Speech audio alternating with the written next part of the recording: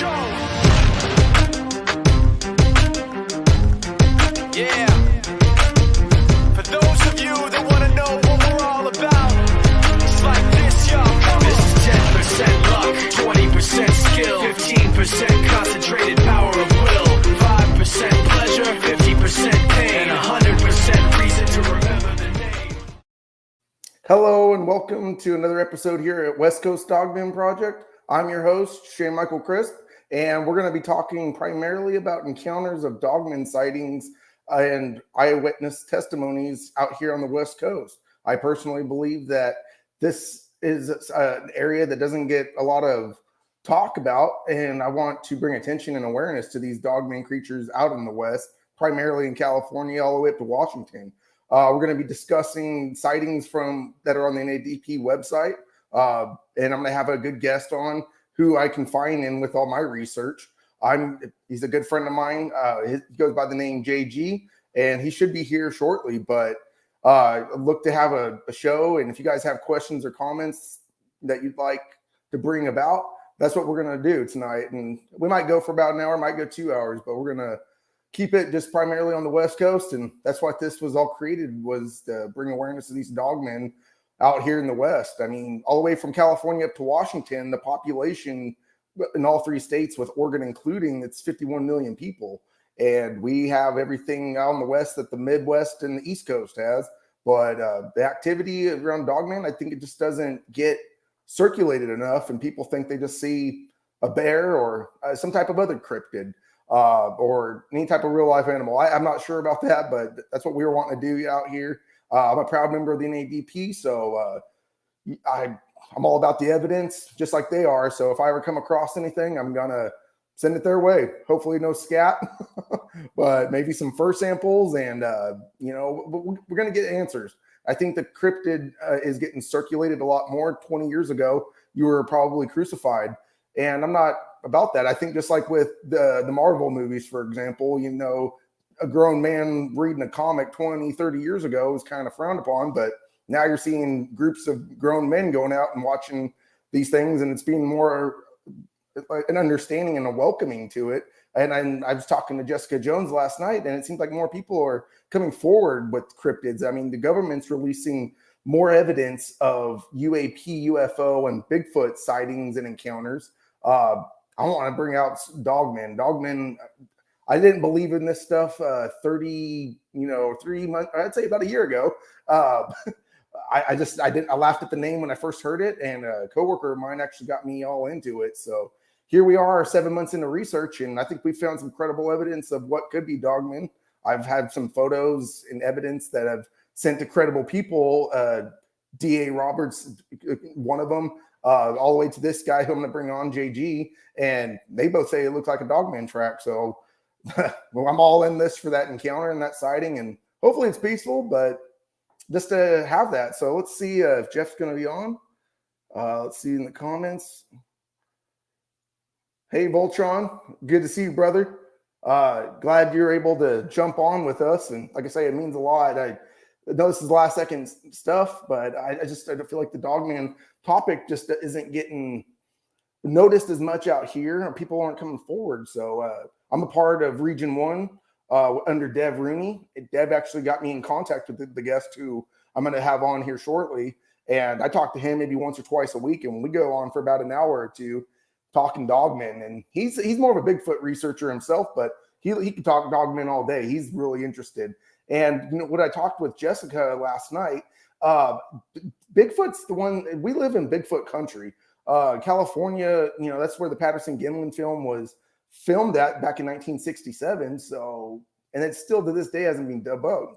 My research area is, where I like to go. I'm not gonna say it's my research area, but up on Stinky Creek Road, there's been missing 411s up there. So some of the topics we're going to cover actually cover that. And what I wanted to primarily go over was the dogman encounters, the sightings, areas of interest, the Vic Cundiff stories, the Jeff Nadolny stories, the Border Patrol issues, and the missing 411s out of Yosemite. So we're going to go there. Hopefully, Jeff, he was having audio issues earlier, but when we were backstage about 20 minutes ago, he was good. So let's see. Yeah. Yeah. If anyone's in, looks like we got 4 people on. If you got any comments or Dogman issues or topics you want to talk about, we're here. So, yeah, I'm just really wanting to bring awareness of this. And I know I keep repeating myself, but it's just, I'm all about the Dogmen and bringing answers and awareness. The wife and I were going to try to go out this weekend, but I had a scheduled interview last night. And that's what, it's nothing against that. That was already scheduled weeks in advance. But where I go research at, it's about 2.5 hour drive. And with gas prices out here in California, astronomically high. Oh, hold on. Here's Jeff. I'm going to add him on right now. Oh, hey, how you doing? Hey, what's up, brother? How you doing? Good. Sorry about it. This is all new to me, so it's kind of took me a You're few good. minutes. Like I said, here, and we just did a little intro just about the topics we're going to cover. JG, you want to give a background on yourself, brother? Yeah, originally from Pennsylvania. I grew up there, went to Catholic schools, and don't ever do that. And I ended up going undergraduate state school, got a full ride to graduate school, and then came out here and continued my education. And so a few degrees, but that doesn't help when it comes to this type of job. When we're doing the research and stuff, and that has been I had a couple like 4 back surgeries, so I had a lot of time at home in bed. So all I did was go over YouTube and all the different guys like Brett and Swan and Vic and any of the guys that would offer anything like that. And after that, and I got to do some research on my own once I got better. But then I broke my both legs, both bones in my leg. So then I had to go through a year of that. So another great time to go through all the different videos out there on Dogman and all the other creatures. So That's that's it. awesome. Well, brother, how long have you been into the Bigfoot and Dogman, and how long have you been researching personally? That I think the Dogman's been about, and I could be wrong, by maybe 7, 8 years. Wow. And then I go way back on the Bigfoot stuff, but a lot further. But yeah, I mean, I was kind of an early adapter to the Dogman. As soon as I saw it, I said, oh, I kind of pushed Bigfoot a little bit aside and, got hooked into the Dogman. Like most people, there's Yeah. something about the Dogman that just pulls you right in, Right. and I don't know if it's the creepy pasta stories or this the encounters alone. It sounds so terrifying, and it's like to me, I ride roller coasters to get a thrill, but just talking Dogman, even with you, I could go for 3-4 hours on this topic. easy, easy. Well, you think about it, and God bless Bigfoot. A lot of times the experiences for people, they look at each other and they turn around, they both go their own way. I mean, there's some bad ones, but there's some good ones. With Dogman, I know a couple good ones, and I can tell you about those, but I don't know too many. Usually they're not a good experience for people. Yeah. Now, you said you're a part of the NADP. Did you join recently or within the last few years? Yeah, I did. Last few years, I had sent in. I figured out where there was a Dogman experience from another radio show or another YouTube show, and I kind of narrowed it all down. And then I can tell you about that too. But I from there I went and contacted NA, DP and talked to them, and they kicked me back to California, which was great. And then I got hooked into Dev's #1 zone, as you are, you know. Right on. So, and I she's a know. great. I really like her. So. Yeah, I talk to Dev at least once a week or twice a week. I try not to bug her too much, but she's the reason why I'm behind all this and a proud member of the NADP as well. She was talking about trying to get together a team here in California, and with you down in Southern California, I'm in Central California, and I believe Cryptid 559. I think the three of us can make a decent team and try to get other people, including my wife. She's skeptical, but I think she likes the experience. So trying to get I think her it'd to be fun believe. to.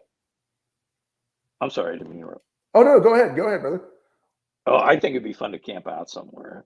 Get myself, your wife, yourself, and also Crooked 559 or 59, yeah, 559, and those guys, Yeah. and just all get together.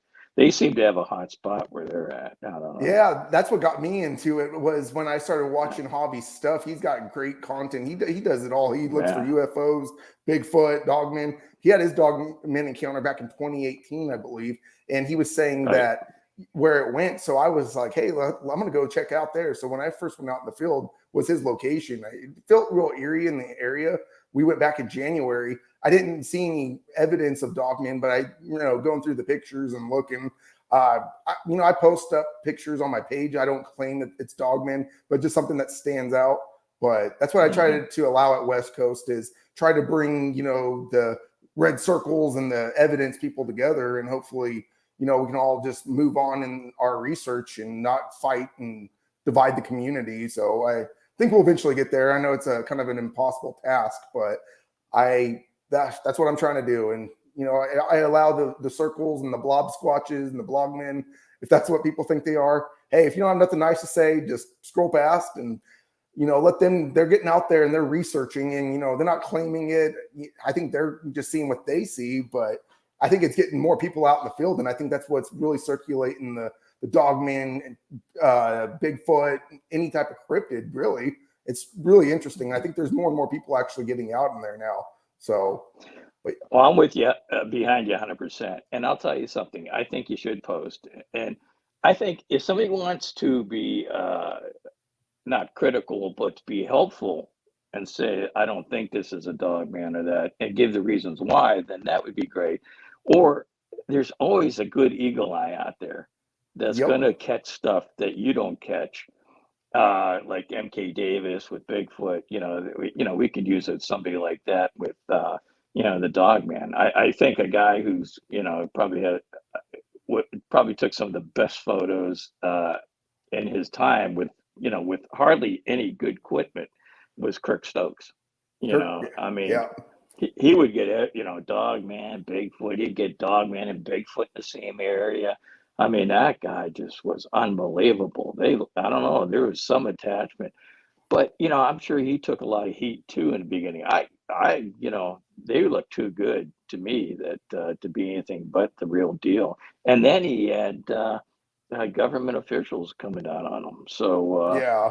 he was doing something right, I think or so. they, And I know that the community on Facebook and stuff just tore him apart. And I think that's why he's bowed out of it, to be honest. And I know he yeah, still but does a little bit here and there, but it's nothing that it's almost sad to see that that's what happened because he's got such credible evidence. he's the real deal. He wouldn't put anything up that he didn't think was real. I Yeah. believe that. Yeah, I think highly of Kirk Stokes, no doubt about it. And I said someday I'd love to come out there where he goes, come on. He's such a nice guy too, Yes, I haven't so personally got to talk to him on the phone, but I've talked to him through Facebook a little bit, and he's a part of my group. I know he's out in the Kentucky area, and he's mhm. actually researched with Paul Chafin, and they've got incredible evidence.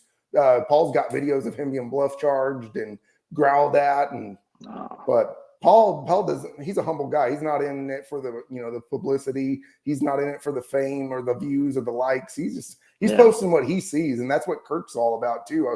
Those are good guys right there, and just like me, and I think you as well. We're not in this for the fame. We just want to learn No. and spread the awareness of these things. Yeah, I mean, if you got with those guys, you got to wear some Depends because I'll tell you, man, to get bluff charged by any of those things, And still to I keep mean, going out there. yeah, I mean, that's a man who's got some brass ones. I'll tell you that. But Yes. uh, yeah, exactly. You and I mean, it's a self-educational thing, that you just want to learn as much as you can about. And first of all, I got to compliment you, and I've never seen anybody get so much knowledge in such a short amount of time. So, Thank you, brother. man, you did your homework, and I'm proud of you, man, because you know your stuff. You really done quite well. Thank you, As far brother. as I really knowledge, appreciate that, and having you as like a mentor to me, pretty much. Whatever I find, you're the first person I send it to before I go post it on Facebook or send it to other people. You were the first guy I send all my evidence to, and to say, hey, what do you think, brother? So like with that paw print, I think I found is a Dogman. You sent it to me. I sent it to you first, and you gave me your opinion, and then I started circulating it. I took it online last night with Jessica and with DA Roberts, and it's been out there circulating. A lot of people say it does look canine. So, and same with the den.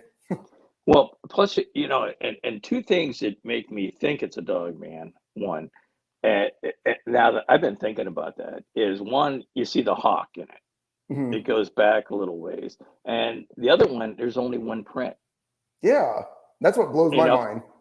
Yeah, if it was a coyote or a wolf, well, first of all, coyote wouldn't be that big of a print. But if it was a wolf, let's say, or a coy dog, which is a dog and a wolf combination mating, if it was, which becomes very large, and they have no fear of humans, the coy dogs, so they're kind of an aggressive dog, but they would have a bigger paw, but there would be more than one because they would show it walking through, whereas you just have one, and it's always that, like I got that one Bigfoot casting I showed you. And I got, I see that. And I was talking to the Ruffs, the father and son guys. They've been on one of the other radio stations or YouTube channels. And I was in Vegas, and I was talking to those guys. They were there too. And they're serious, man. Those guys, the father and son, are really, and they're good guys. And I showed it to them too. So, because he had mentioned, the father did, that when you're out there, you always see like one right foot, and that's applied to Dogman too. And the funny thing was, I said, well, I only have one, and it's a left foot. And he goes, oh, that's really rare. And I believe yours is a left foot. A left foot. Okay. I think so. I, by the way it's sweeped out, I mean, I have to look at it again, but I think you might have a left. If not, you have a right, and you still fall in the category because it's a right by itself. Yeah, which is odd. Like, is it, their strides are so incredible. Like, I know with Sasquatch, I think if they're around 6 feet, they're like 4 feet apart in stride. And it just blows your mind that you really think someone's out there deep in the woods, really casting footprints of, Bigfoot just to circulate. I didn't see anything out there like that. So, and with Shaver Lake being a heavy Squatch area, to find that Dogman print, I only went out there because of one of the guys in my group who lives out near Porterville. He was saying that, there's been eyewitness accounts of Dogmen, 4 of them in the last 5 years up in Shaver Lake. But are these true encounters, or is it just, I don't know. So that's why the only way we can learn about that's by doing boots on the ground research. And so we made it kind of our unofficial research area. And then they came across that and those tree structures. And I think it's a very interesting area. Yeah, you hear a lot of experiences where I'm talking about everywhere, Pennsylvania, Ohio, where if there's a Bigfoot, there's probably a Dogman somewhere around there, And I remember one gentleman has a little acreage, I think it's in Pennsylvania, and he has a shooting range in his backyard, and he had Bigfoot. He got along with the Bigfoot, and never had a problem. And then the Bigfoot left. And then he had Dogman. He had 2 types. He had the larger wolf type. And then all of a sudden, he sees these smaller ones, and they're the hyena type. That's my understanding. The hyena type aren't as big as some of the other Dogmen, who can be a lot larger. That's what I was thinking too. I think I remember DA Roberts had a guest on not too recently that was talking about, like, you think like the skunk apes and everything, if they're more in the south, they don't have as much hair and they're not as big compared to the ones up in the north that are, more hairier and more massive because of the temperature, them being cold. So they have to eat more to stay, to stay warm. Do you think that that's what it is? Oh, yeah. Yeah. I think hyenas are pretty hairy. I don't, you might hear a Dogman a little thinner on the chest once in a while, but I don't hear that with the hyena. The other thing is, I was talking to one of the guests on Jeff Noley's, if that's the right pronunciation, his Dogman Encounter show, had seen some of these hyena type Dogman, and he said they were smaller, so he thought they were juvenile. Oh, interesting. And Okay. yeah, and I thought, that's a good analogy. I thought, I probably would think that too. But when I started adding up, hearing about these hyena type, I always hear they're a little smaller than the regular dog man. So I think they're just, I think they're probably a little meaner, but I I think think they're so just a too. little small, yeah, a little smaller. Ryan And it's just Tremblay's like, encounter was with a hyena variant. So oh, that's what what? he said. Oh, Yeah, okay. that's what he told me just recently. I went and talked. I was actually on live with William Nighthawk on Thursday night, and that's what they had Oh, talked okay. about. And he was like, "Yeah, my encounter, happened in Arizona, but it was with one of the hyena variant." So, Yeah, he's a good guy. There was one guy that I think he was from Cleveland, Ohio originally. Then his family moved to uh, New Mexico, and his mother had a little place in New Mexico. And there was people would put trailers in the back and then rent out the trailers. And I think it was a little bit tough of a town. And there he ran into a dog-headed man, oh, two of them. interesting. Oh yeah, yeah. Talking about another Depends moment. I mean, Yeah, well, you just want to get out of there. You yeah. don't want to, and they don't. He said they chirped, like you could the dogmen do, Hmm. but so you wonder like where these creatures actually start from. That Is you see they're depicted in Egyptian times in the old days, um, and they used to fight the wars for the pharaohs, and yeah. and they're supposed to be great weavers, but they're just hell on wheels when it comes to fighting. Oh yeah. And and then you see these ones now that are come through the portals. So you have all different Yeah. types, and Yeah, I was talking to Jessica last night, and she was talking about how her crew and her research team they actually got video that they haven't released to the public, but released at I believe somewhere it was Alabama or Georgia at a town hall, and they showed the video of the portals. So right there just shows that portals do exist. I can tell that's yeah, in actually Alabama. released, but yeah. I So in the watched. comments, we have Lorna said part wolf and dog. They don't walk like a dog man on the two hind legs, do they? What's your theory on that? Is she talking about the koi dog? Part wolf and dog. Lorna, are you talking about the koi dog? I don't see the comment, but let's see. Okay. Well, But the oh, Jessica's on. Jessica, she just put the LBL has the hyena type. oh, okay. Well, there's Yes. something. Okay. The koi dog is a combination of a wolf and a dog mating. Mhm.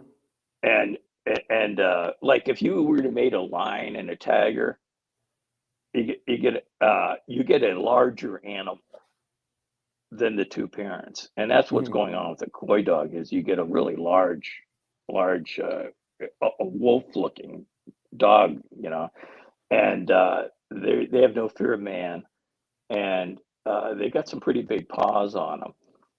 Different from the dog man, correct? But they've been known to stand on their legs too. These koi dogs, so like a dog will. Mhm. So normally they don't. But there's a gentleman who was on Vic's show that is also a member of NA DP, and he was up in Vermont and saw one, and it kind of shot up, head over stood up, overlooking the rest of the.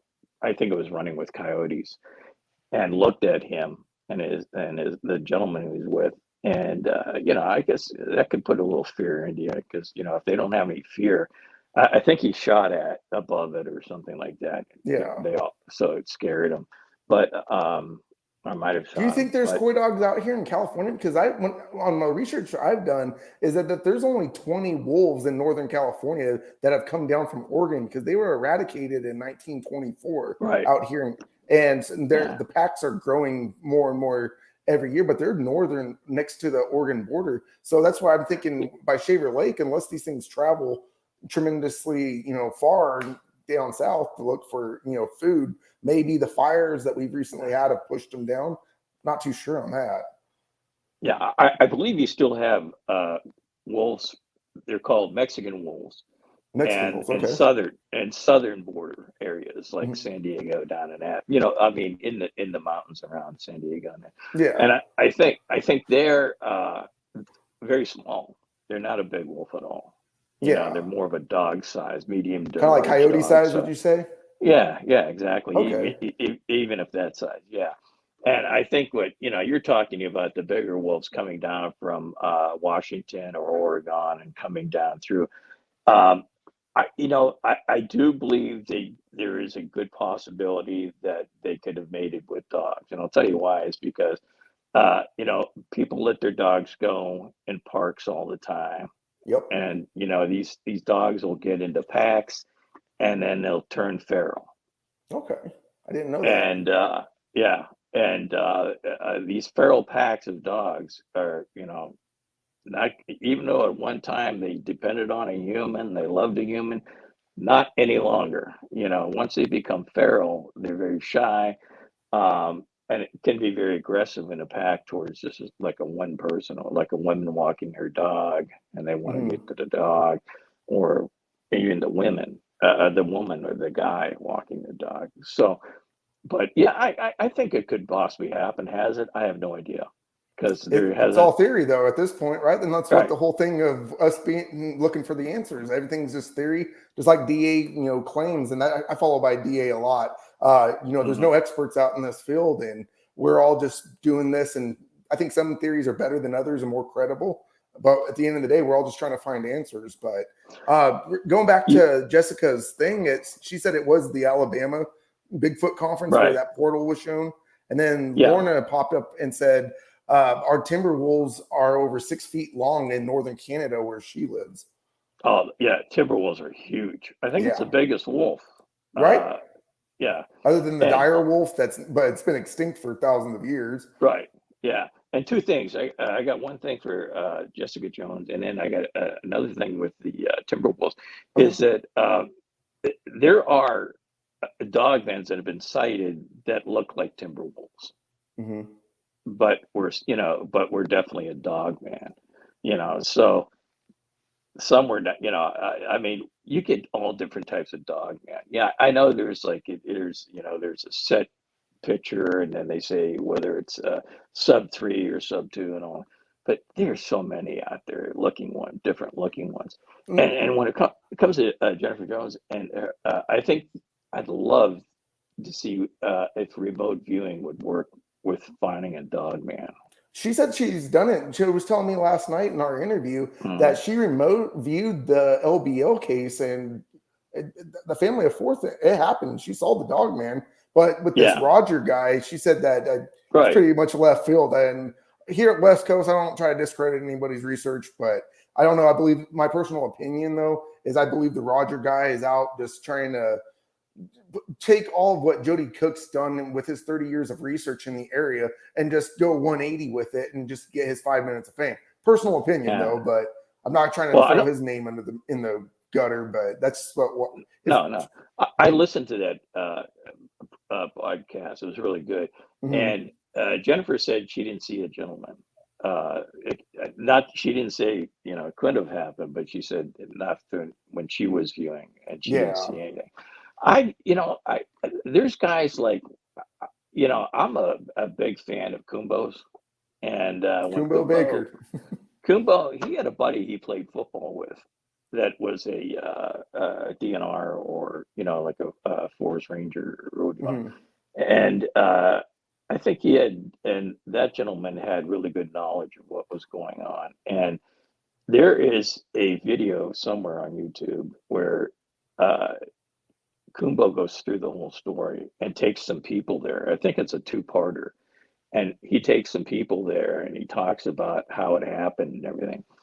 Now, there's also somebody who was this is still LBL, and somebody who was a ranger, some type of ranger, who was called in because the, the state police, regular police, and maybe it was military, I think, didn't know what this animal was. And so he called in this, the animal control guy, I guess.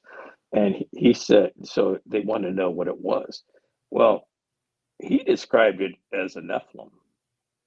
Yeah, I've heard of that plenty of You times. And know, that theory with the Nephilim and the fallen angels, had to at the end of the do. day, it all circulates back to somethings. And I think that's theory is really good. Yeah, Oh, and talking he's. about the remote viewings, Jessica says she's found several dogmen doing the remote viewing. Oh man, I'd love to talk to her about that. He just, but that Roger guy wasn't in her data. And hi Yeah. to Josh Huffman just came in and joined the chat. Thanks for joining, brother. We're just talking about dogmen out here on the West Coast and getting to talk to JG here. So JG, we're actually going on the 30-minute mark right now, brother. Did you want to go on certain topics of what we're going to try to cover tonight? Do you want to talk about the Yeah, EP whatever you want ones? to do. Do Yeah, you want I'm to open. start, or do you want me to just read the first encounter of the notes and research I've got are on the NADP website? Oh, But go ahead. It's your okay, program. Go ahead. so the encounters and sightings that I've gotten, I've used Vic's show, and I've used Jeff Nadalny's, and I've used the NADP's research of eyewitness encounters. The oldest one dating back to 1953 up in Sacramento County. It looks like it was about 1,000 feet from the American River. The mom was 12 years old at the time. She was home alone, and she saw the animal looking through the lower pane window. And I guess the location was by the American Indian burial grounds. So that's the one from 1953. But they've also have a few down where you're at, over by Rosita and Azusa Pacific from a few years ago. And the one that when I read the encounter and I wrote my own notes on it, it's pretty terrifying. There was a homeless guy that doesn't even live in the park anymore because of these large black beasts that were terrorizing the park. So Yeah, he's like he's alive, probably. yeah, that's what I was There, saying. But yeah, I mean, if you've had any encounters or sightings, well, you're the guest tonight. So, like I say, it's been a huge honor just getting to talk to you. And I'd rather pick your brain. If people want to read these encounters, they're on the NADP website. So, oh, okay. I just want to finish up the LBL. It had double row teeth, which is a Nephilim characteristic. It was extremely large. It had a couple Nephilim characteristics, but also I heard from another report that it wasn't a normal dog man. And whereas like when you shoot a dog man, it's the bullets don't really do the damage. You can kill one, but the bullets won't normally do the damage. This one actually died, but they said it wasn't like a regular dog man. Now to get in, I think it was like somewhere around Riverside. I don't know if it's San Bernardino or Mount San Antonio or there's a San Bernardino National Forest is what I'm talking about. These are west of LA and a little north. A gentleman by the name of Brad, and he's got, I think, 3 shows on Vic's Dogman channel. is it he's the guy that had the encounter? Not to cut you off, I apologize, brother. I just want to say he was up in the Santa Cruz and then down in Devil's Punch Bowl, right? Okay, I thought he was in LA at the time. Oh, the Brad. I thought his name was Brad. I wasn't too sure on that one. I thought that was the guy No, you were talking maybe about. is this the one where he ran into? Okay, I could. Matter of fact, maybe you're right. He said he was walking down the road. He was taking his dog. He always carries his 357 with him, and he ran into a dog man, and he shot it once or twice. I know who you're talking about. No, that's totally different guy. But yes, that one. He was out in LA, but I think he was recently in Oklahoma where he was set up and shot on it. He lives in Arizona, but his mother was in Oklahoma, and then he had those 2 unbelievable experiences in Oklahoma. I mean, the whole series is worth listening. There's 3 or 4. I think there's 3 of them. I know that we'll have to go do our own research and look for those videos because I know Vic's got over 411 episodes. So having to scroll through and take notes can take an hour. So yeah, I think it's like 260 something or 285 around in there first. Yeah, and then And the other one is only like the last one is only like within 3 or 4 weeks, Yeah. and Vic gives you the numbers for the previous one. So if you listen, you'll be able to go back and find out where the original Re-listen to it. ones are. Yeah. Yeah. Well, yeah. So, have you had any actual eyewitness accounts or of Dogman, or you just seen the prints that you have that you actually sent me? Well, actually, I haven't had any sightings, but Hmm. what I did was I was listening to a show, and they were talking about an area right around where I live, Hmm. and I went, within a half an hour, and I thought, okay, so I listened to it, and the gentleman that was talking about it is a minister, and he's an ex-police officer, and he Okay. was talking, about this experience that friends of his had down in my area, and so I tried to uh, figure out where this park was, where the experience, and it was a woman with her daughter, young, barely, I think 14 or so, and they were at a function in the park. She's Native American, and so her daughter would be half, and so they were going to go get in a car, and it was around I think 5:30 or so, and a dog van came up, and she said something in her native language, Native American First Nation language, and said, stop. We don't want any problem, basically. And so they got in the car and that left. But they were. I'm sure they were pretty shooken up by that. So I figured out where the park was, and I went up there, and I didn't expect to find anything. And what I found was uh, a dog man track and a Bigfoot track right next to each other. Wow. The problem, yeah, it was really strange. Like But they if just you, right there shows that they must coexist, or it just shows that they're in the same area. So mhm. I Well, for example, Kirk Stokes' photos show that, and Jerry yeah, Klein from Ohio, Knox County, yeah, he's got a young dog man with a young Bigfoot family. So they've been seen together. They also fight. It yeah. I've depends. heard of that. They're probably very territorial, but I think there's been times they've actually coexisted together. So I went up there, saw the dog man track next to the Bigfoot track, and the thing that I got out of it was, and there's a path coming all the way from the foothills, all the way down into this park, even though the park's a tourist town and they get all this activity, but there's like a little back door that goes up into the mountains, and I think that's where they come down. So I find it, and I look, and right in front of it is a kids playground. But if you go up this little hill, is the manager of the park's home. And I'm sure they go up there and they've been raiding the different trash cans for food because, when people have a picnic, it was picnic time. People would go there for birthdays and other functions. And, there's the leftovers are just, they may take home, but the eaten where there's still leftover, they just throw it in the trash. And I'm sure the creatures come down and they eat that, you know. And plus JJ, I was there's going to ask you what the theory that my buddy Paul told me about is that he believes that dogmen are real active by parks.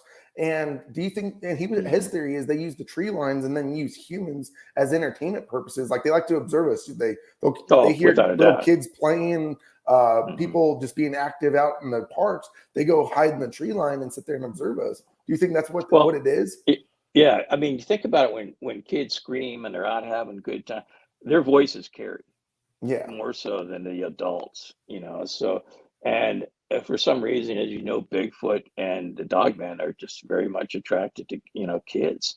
And so, yeah, I really do think that brings them in to watch them. hmm, I think they travel along streams like everybody else has heard. yeah. I've Um, heard that one. Fresh water. Where Fresh I water. live, it's salt water, and so we won't get any activity. But it doesn't mean up in the foothills you don't. I was chatting with Cliff from that Bigfoot show, Hmm. and one of the people on it, and we were talking, and I was said something to him about where I live. Well, there's not going to be Bigfoot where I live. And he goes, oh no, not too far away. There was a Bigfoot spotted. So, Wow. um, We're getting but you know, more and more testy going towards the towns. I think with the veil yep. thinning, I keep hearing that theory that Well, you're going to get more sightings and they're getting more desperate. And when they're with COVID happening, we all were locked up in our oh, houses. it's perfect for them. You know, Yeah. to come down into the towns and everything and eat out of the restaurant. I mean, not so where I live, but maybe, you know, where the woods are closer to a town, you know, like the bears do.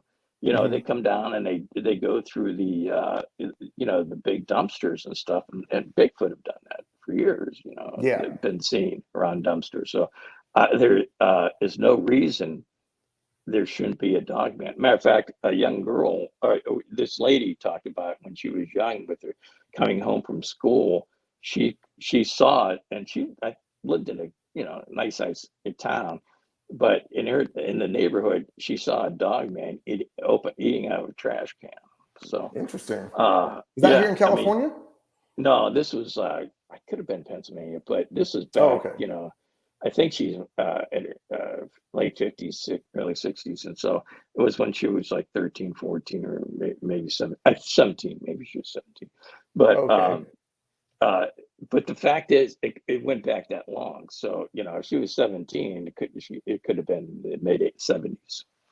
Interesting. I think there's more and Yeah. more activity now here in the West and everywhere. Just that these things are coming out, and just like you said, with certain wolves, they're not scared of humans anymore.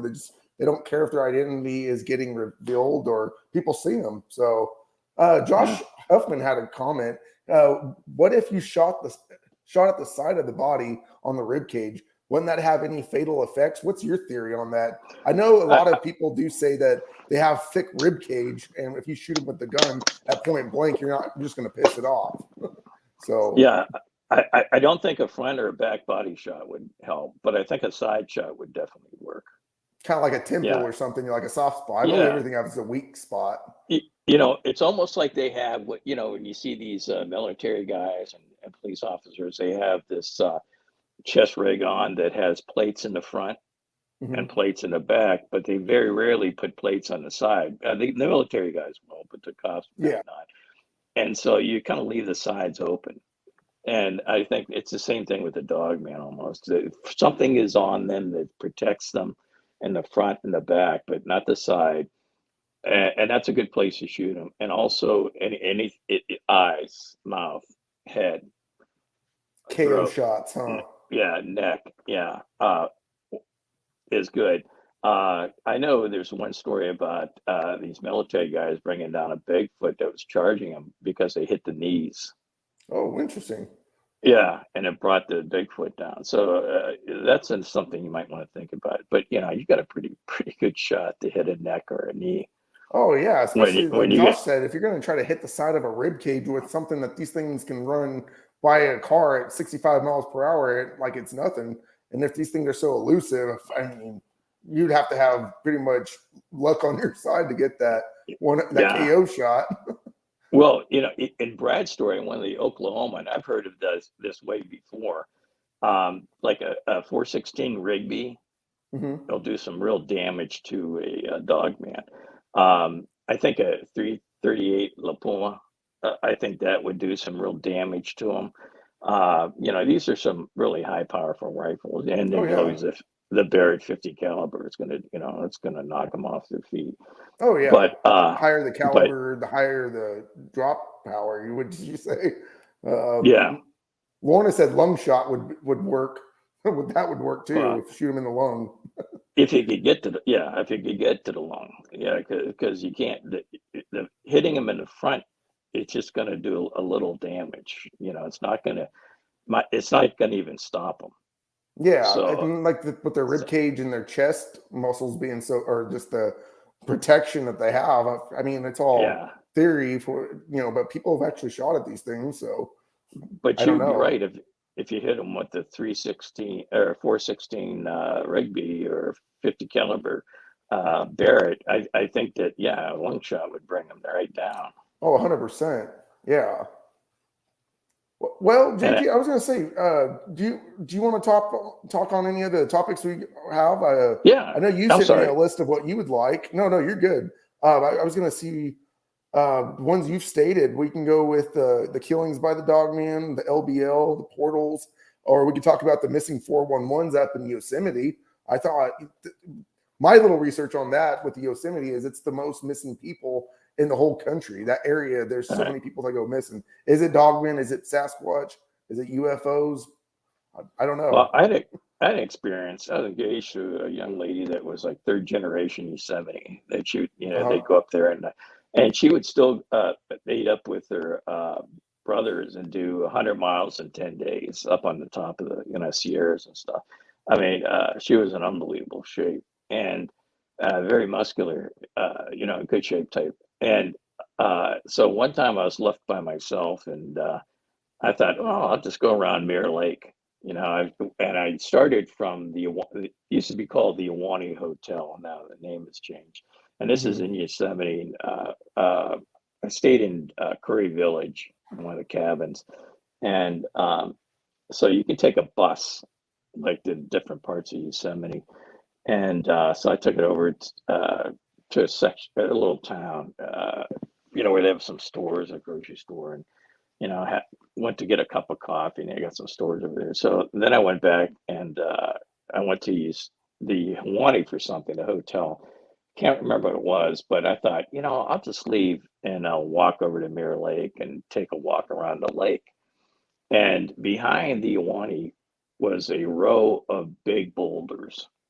Bam. You've always heard big boulders, with the 411. I wasn't thinking about it. I don't even know if I knew about 411 then. And so I was walking along there and something felt really weird. I mean, really, and I never get that. And so I couldn't understand what was going on. But actually, I got kind of, I thought, man, I, I actually moved away from the boulders, because I mean, it was that intense. And I've never had that, I thought, wow, this is really weird. And so I thought, well, I'll just go. And then after I left the Boulder area, I didn't have any problem. So I went over to Mirror Lake and I started walking around it. And you see other people. It wasn't really crowded at that time of day. So I walked uh, close towards the end of the lake to go around. And I got about maybe a half to three-fourths down to one side. And something said, do not go, do not go. And again, I said, oh, what's going on? I always think, I didn't believe in that kind of stuff and at the time. And I thought, I'll just go. And so I went a little further and it just got really stronger and stronger not to go. So, I turned around, I felt like a chicken, but, I took You went with your gut and instinct. yeah, I didn't want to feel like that, but I thought, man, it's something's telling me not to go there. I better not. Yeah, and I So believe that you did the right thing, brother. I mean, like you're not that you were chicken. It was just you're going with your gut. Something was telling you not to go. And was it deathly quiet or was it yeah, just ear? It was, huh? yeah, it was real quiet. As a matter of fact, I was the only one down there at that point because I went pretty Wow. far down. Yeah, there wasn't anybody around me, You felt like you were and being watched. uh, I was concentrating too much on how the weird feeling Oh, that okay. I was experiencing that day, just between the big boulders, and Yeah. maybe that was just a warm up because they knew I was headed towards the lake or something. But I don't remember anybody watching, thinking I was being watched. I just felt that I should not go any further. If I go down there, something bad's going to happen. Yeah. That's the feeling I got. Well, at least you got out Uh, of there when you could. That's the thing that matters. And you were yeah, safe. man. Yeah, I should have ran, but I just turned around and walked like an idiot and No. walked back, What's this guy running away from? yeah, I was like, oh, yeah, can't catch me if you can, but Right. yeah, Hightail out I of was there. almost embarrassed. I didn't want to tell what was it, the girl I was engaged with at the time, but, But you know, I almost didn't want to tell her because, you know, she doesn't believe any of that stuff. So Yeah. but It's all she tinfoil at the end of the day to the yeah. closed-minded people. So, And there, I went late for the rest of the time we were there. I had my tinfoil hat on and just sitting on my bed and went, oh, no, it wasn't that bad. no, Uh, okay. no, but you know, I did go out and do other stuff, but it was just the weirdest thing that's ever happened. It has never been that tense again. It was What like a year was one-time that? deal. Was this early into your research, or what Yeah, year it's was probably it? it was the late '80s, Oh, late '90s. '80s. Okay. Yeah, late '80s. I think early. Yeah, yeah. And this Probably. was out in Wait, no, California, no. you I'm stated, sorry. right? No, not late '80s. Oh, geez, what am I thinking? No, it was.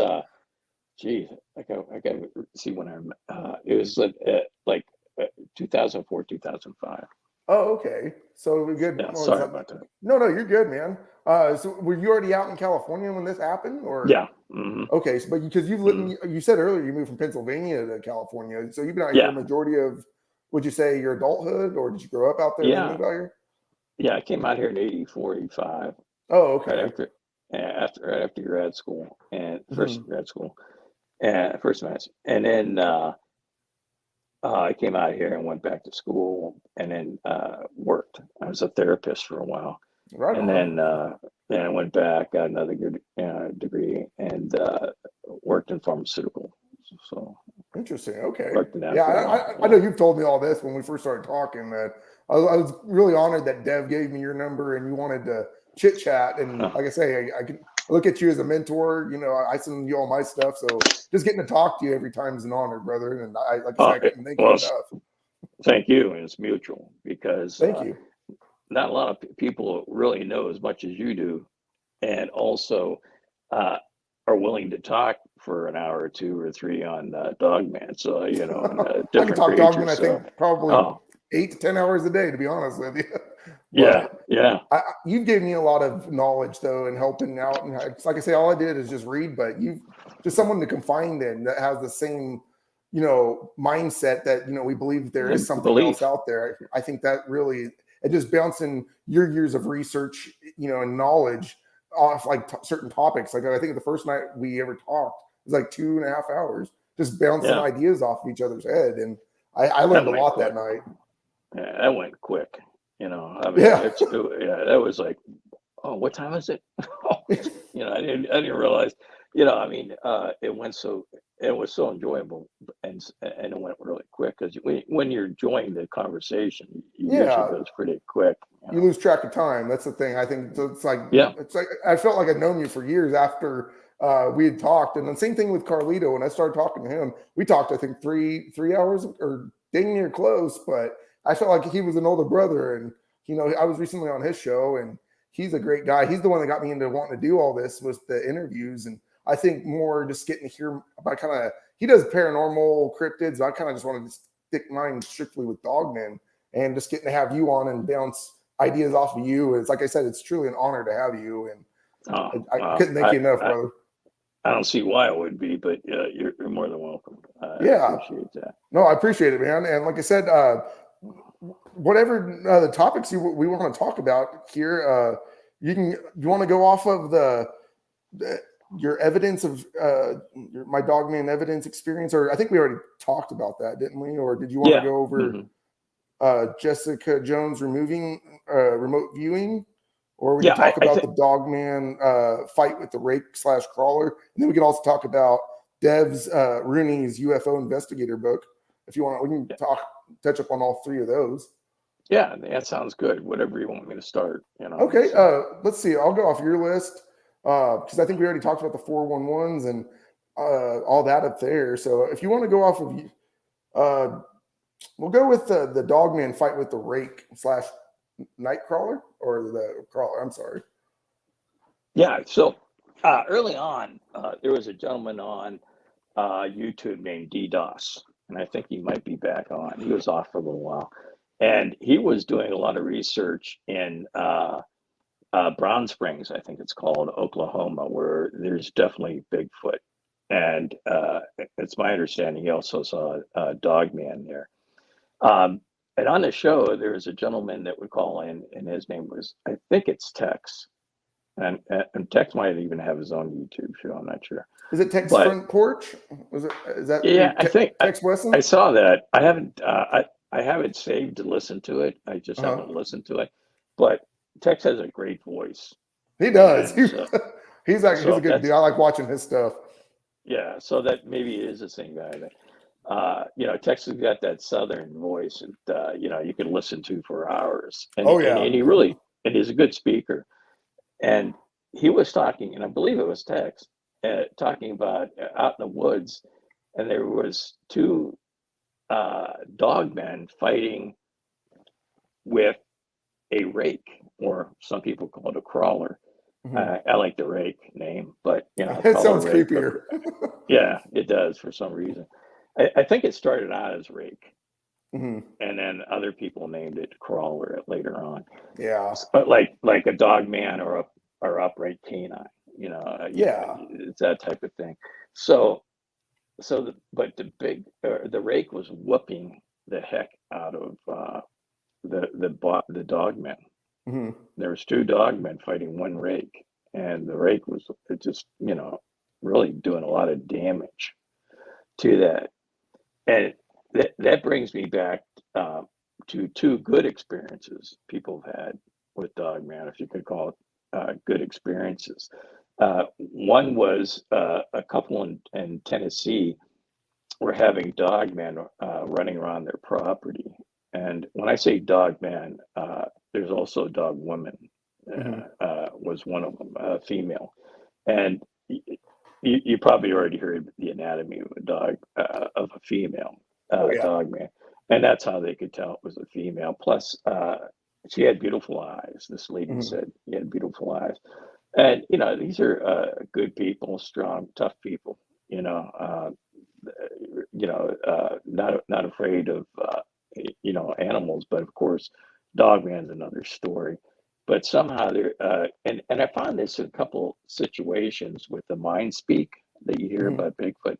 But there's been mind speak with the Dogman, and two of the ones that really stand out were both females talking to this lady, and another story I can tell you about a female dog man talking to, or dog woman talking to a gentleman.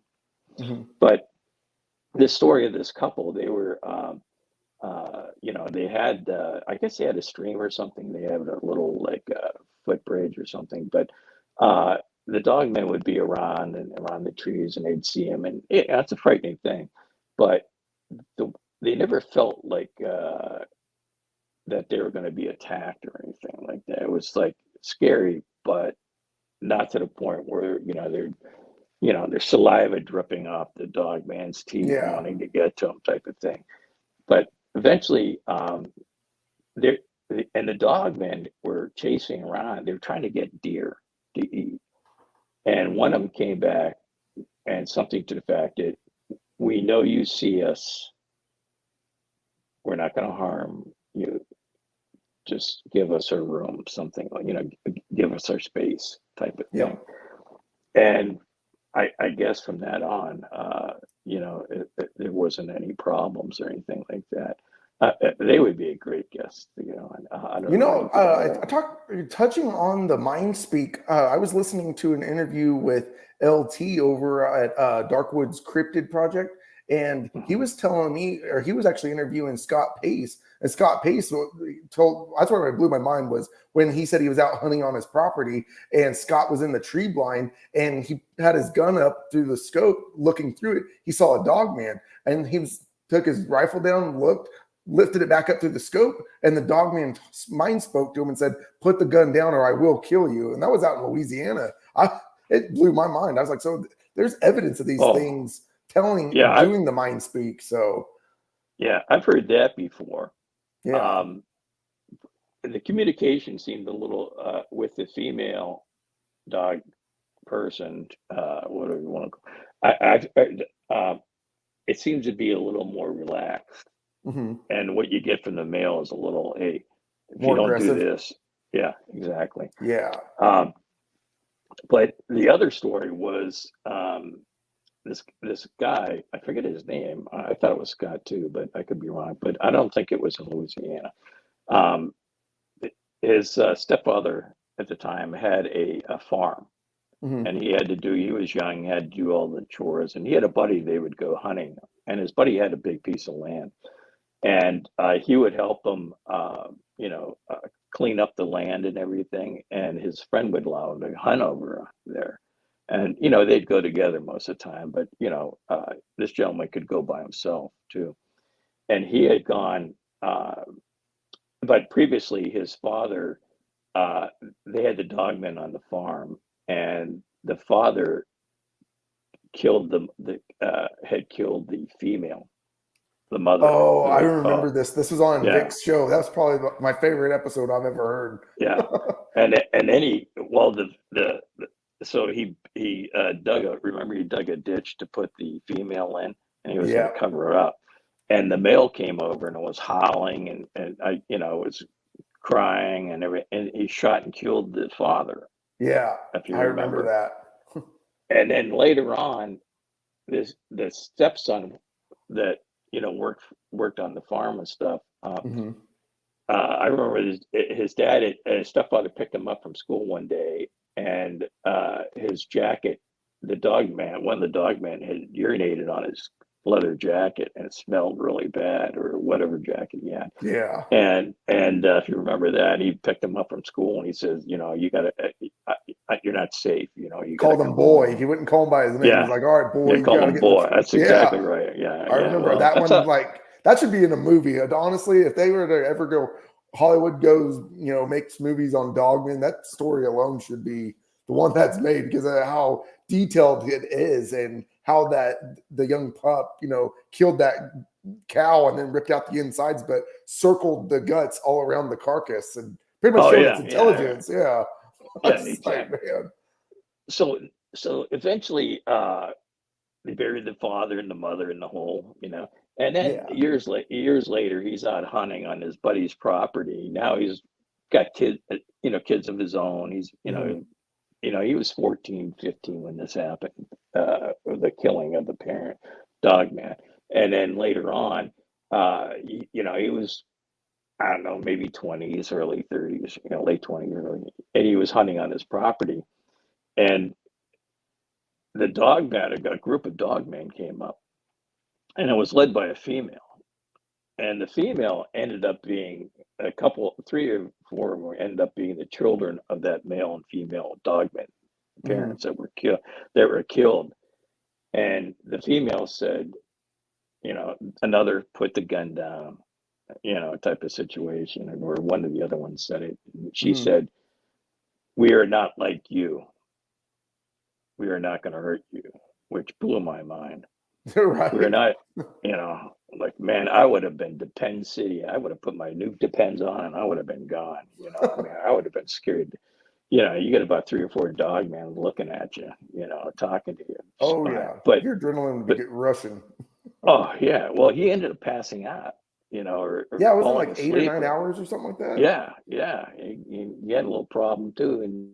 Uh-huh. But from that, she goes, "We're not here for you. We're here for that." And it was a rake, Hmm. crawler. And I've heard two or three other places where the dog man are supposedly here to protect us from the rake Hmm. and some other cryptids. And needless to say, uh, you know, there was a fight. He said when he woke up and went back the next day or woke up, and he said it was an area that was all torn up. Or maybe his buddy came and said, "What the hell happened?" The whole area was torn up, and because his buddy couldn't hunt with him that day. And needless to say, there was an area that was torn up, had blood on it and everything. And it didn't, and it was, I guess, the dog man fighting with the rake, but he was Interesting. out of it. Yeah. And then He wasn't there was like in his, black blood? I think they said the yeah, rake's well, blood was black. I thought. think about that, because Oh, our blood Jeff, is, that's what I was going to ask you, man. What do you think with the rakes? Do you think there's some existence to them, or do you think they live in the cave systems or underground? I have no idea. I mean, I could, take a guess, but I, they could be portal jumpers, they could just come in through the portal, uh, go after some deer. I know that they have interest in humans. Hmm. There's a great video out there of a guy screaming, and then he calls his pastor, and there's a rake or a crawler in his backyard. There's another video where you see this white ghostly figure running through a backwoods area that was filmed off a what are those tree cameras called? I mean, you Trail put them on cams? yeah, thanks, trail Oh, cams. yeah, no worries, brother. Uh, yeah, so they filmed one with a trail cam, and I kept watching that, and it didn't look CGI to me. It Hmm. looked like I mean, I don't work for Kodak, but it looked pretty good to me. Yeah. And there's another experience, but yes, man, if anything fears me the most would be a rake. Yeah, they do look like the most terrifying. I think if I were to ever go out in the woods, the two things that would scare me would be the rake or a gugway. Oh Dogman would man, be yeah, terrifying, but I think I would get my answers I seek every time, when I'm out there. But Lorna just yeah, put up on, she's new to cryptids. What is a rake? What's your explanation of a rake? Do you think it's those white, ghostly yeah. looking things they crawl on all fours? It looks like a humanoid type, like Humanoid. a Okay. yeah, a thin human. It's got the arms, the hands of a human, but it crawls a lot, Hmm. and it's two black areas for eyes, bald, and it's white to off white.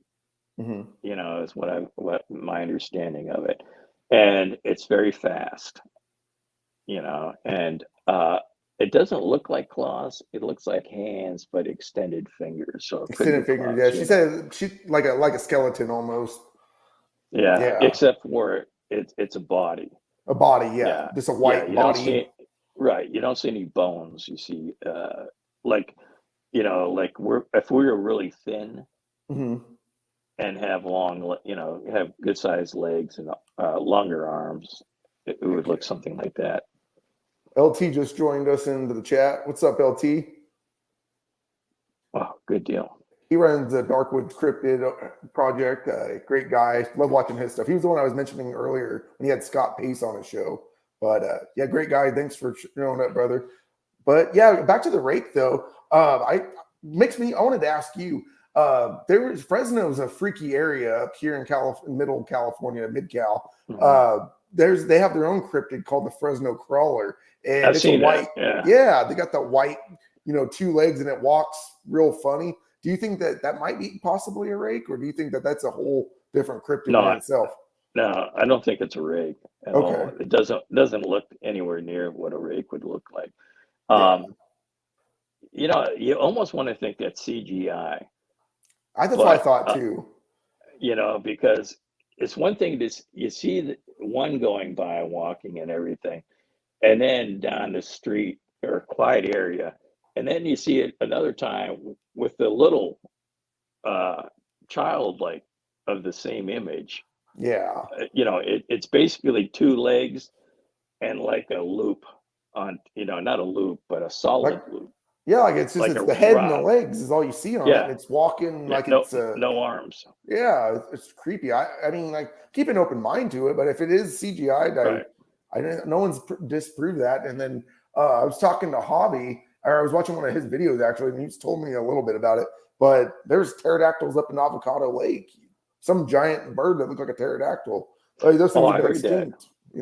I, There's a lot of sightings.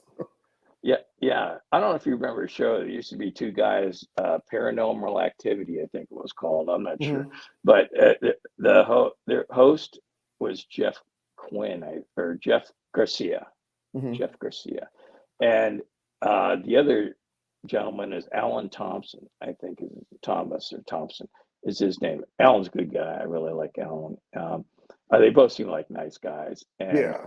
um, I think Jeff was going to make some TV shows, and so they separated. and Alan has his own show. And but before they split, they were talking about that actual thing going on one of their shows, the pterodactyl thing. You know? Yeah. Hey, I get.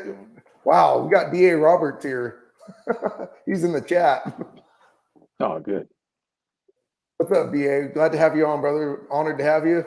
Uh, just going over Dogman encounters and out here on the West Coast and going over certain topics. Got JG. So JG, I was going to ask you, brother, another topic I think I had written down: the Dogman sightings near the border.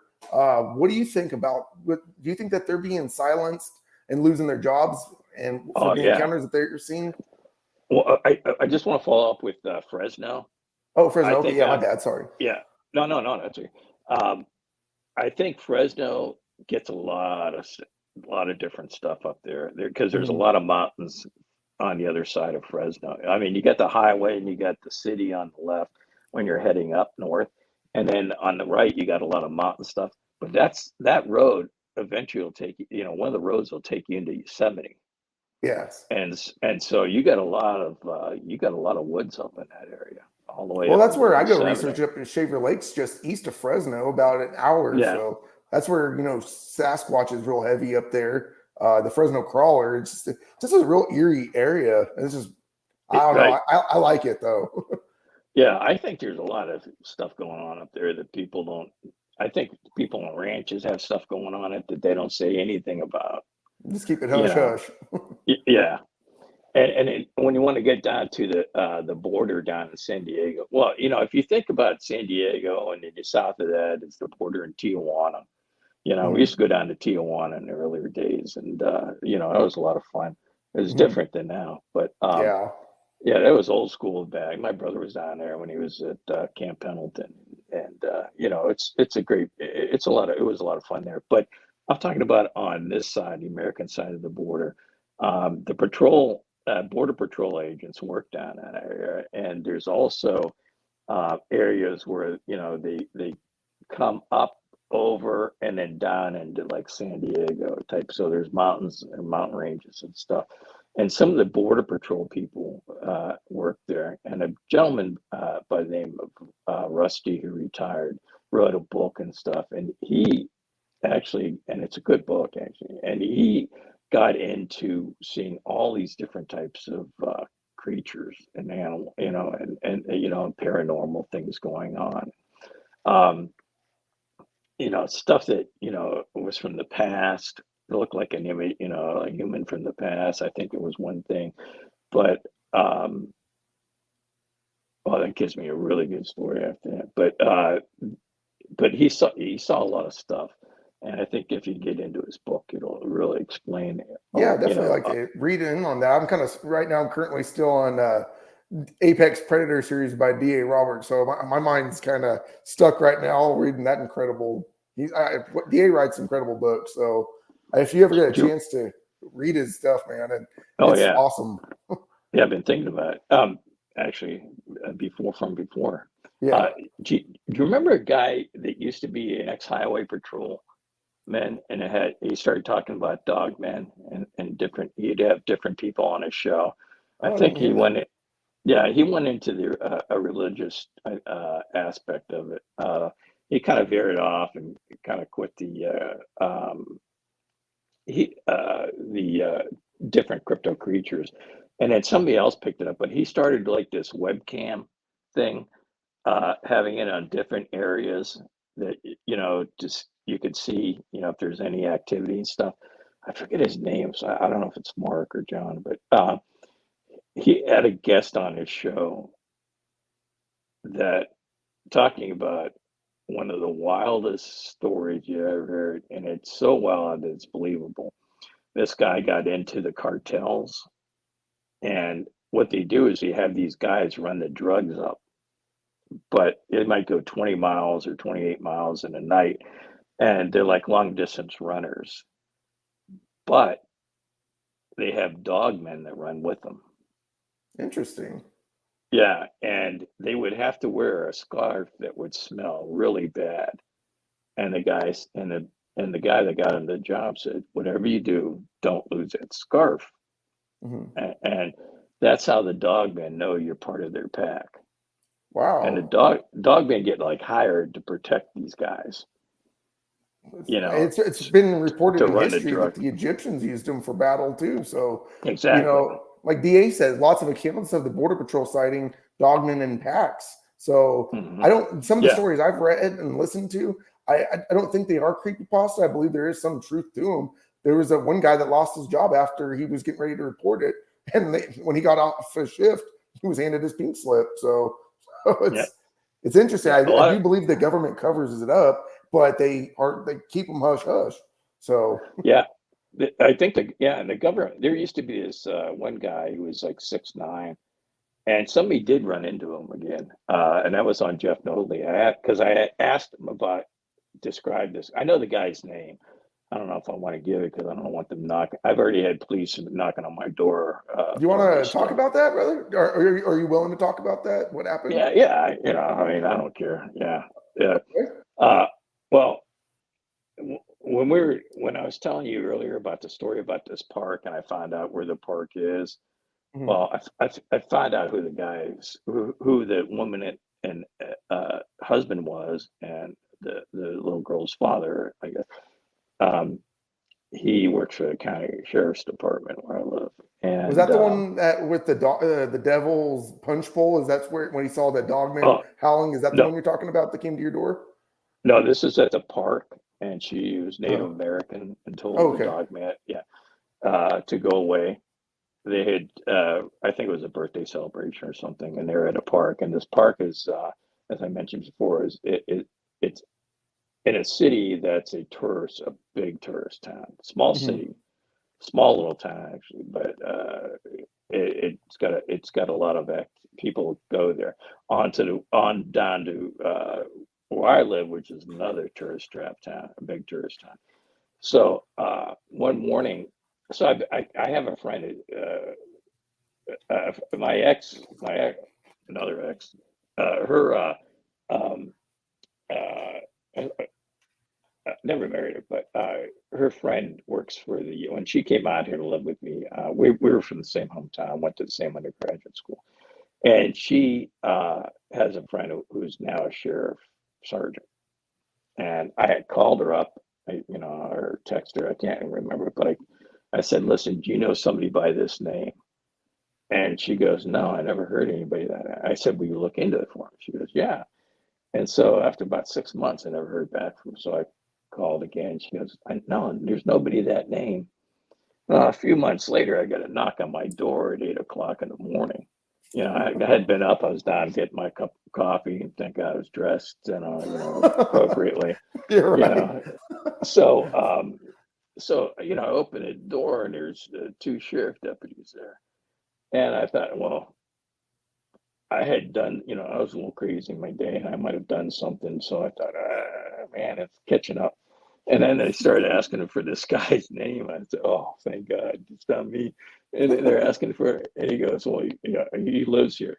This name was the weirdest name I ever heard in my life. So I knew that, there was something else going on. Yeah. And the second sheriff kind of sat back. He didn't come up on my little uh, steps area or landing. It's only one little step anyway, and he stood back and like he didn't want anything to do with it. And the other guy was asking questions, and it was 8 o'clock in the morning. I wasn't awake yet, so it didn't all hit me to what's going on until they left. But that must have been her husband because I know he was a deputy sheriff. So I think my friend. Uh, you know, the thin blue line's a lot thicker than our friendship. So I think she told him, and he came and knocked on the door and stuff. And um, I plan on going back and trying to find him. It's just that from then till now, COVID hit us, and Yeah. then That's what I was hoping we could do eventually one day. Hopefully, with gas prices, hopefully they'll level out. And I'd like to go out into the field, maybe closer to your oh, area, definitely, because dogmen that seem like they're up and down California, and I've heard a lot of reports of them out in the LA area. And you wouldn't think with 8 million people being there that there would be any dogman activity, but I've talked to Sean Patterson and he said he's got incredible stuff, and he's another guy I'd like to go out and meet up with and do some research with out here in California, because he uses the Black Star Canyon as his research area. And, he's got decent photos and he's got encounters with dogmen, and that's what, we're trying to chase. And, well, yeah, we'll definitely have to link up though. Hopefully whenever you're feeling better. I know you were saying you broke both legs and you had back surgery and stuff. So hopefully just do a couple hours of research. No, I'm fine now. I mean, I'm not going to run a marathon, but I'm fine. Right. I'm back on my feet now. I think anywhere in California where you can get Bigfoot and there's an abundance of food and fresh water, Mm-hmm. I think a dogman can be too. Yeah, 100%. Yeah, I think that because you see it in Ohio, Salt Fork, or any, especially like Clearfield, Pennsylvania, and around that area, probably the Poconos, That'd be anywhere cool. those areas. Yeah, and even Florida has been said to have dogmen down there. Oh, So, yeah. DA says he's wanting to try doing an overnight in the Joe Bald out there in Missouri. Yeah, on his show a couple of weeks ago, he had Jessica Jones on, and they were talking about, and probably the most credible photo I've seen of a dog man. I mean, it didn't have the red circles and stuff, I what made me a believer, but it was probably the most credible one I've seen, and I liked it. is that in the Ozarks? Yeah, that's not in the Ozarks, is it? I think I know Joe Bald is in Missouri. I think it's the Joe Bald National Park. Oh, okay. Yeah, but that's out in Missouri though. He's out in Springfield area. So, but yeah, the whole Midwest is just littered with them. There was an NADP map that Jessica shared last night, and the Midwest alone has 62% since 2020, 62% of encounters there. So it's a hot spot, and it looks like over here in Region 1, we've only got 11%. So I want to figure out where these areas are and go travel and just do some investigating for the NADP while still doing some for the West Coast. Yeah, Oklahoma is a hot spot. That's where Lance Hightower's at. Yeah. Oh, yeah, DA said he's up in the Ozarks. It's a shutdown campground. Wow. Even better. I think he's outside of Tulsa. Tulsa, okay.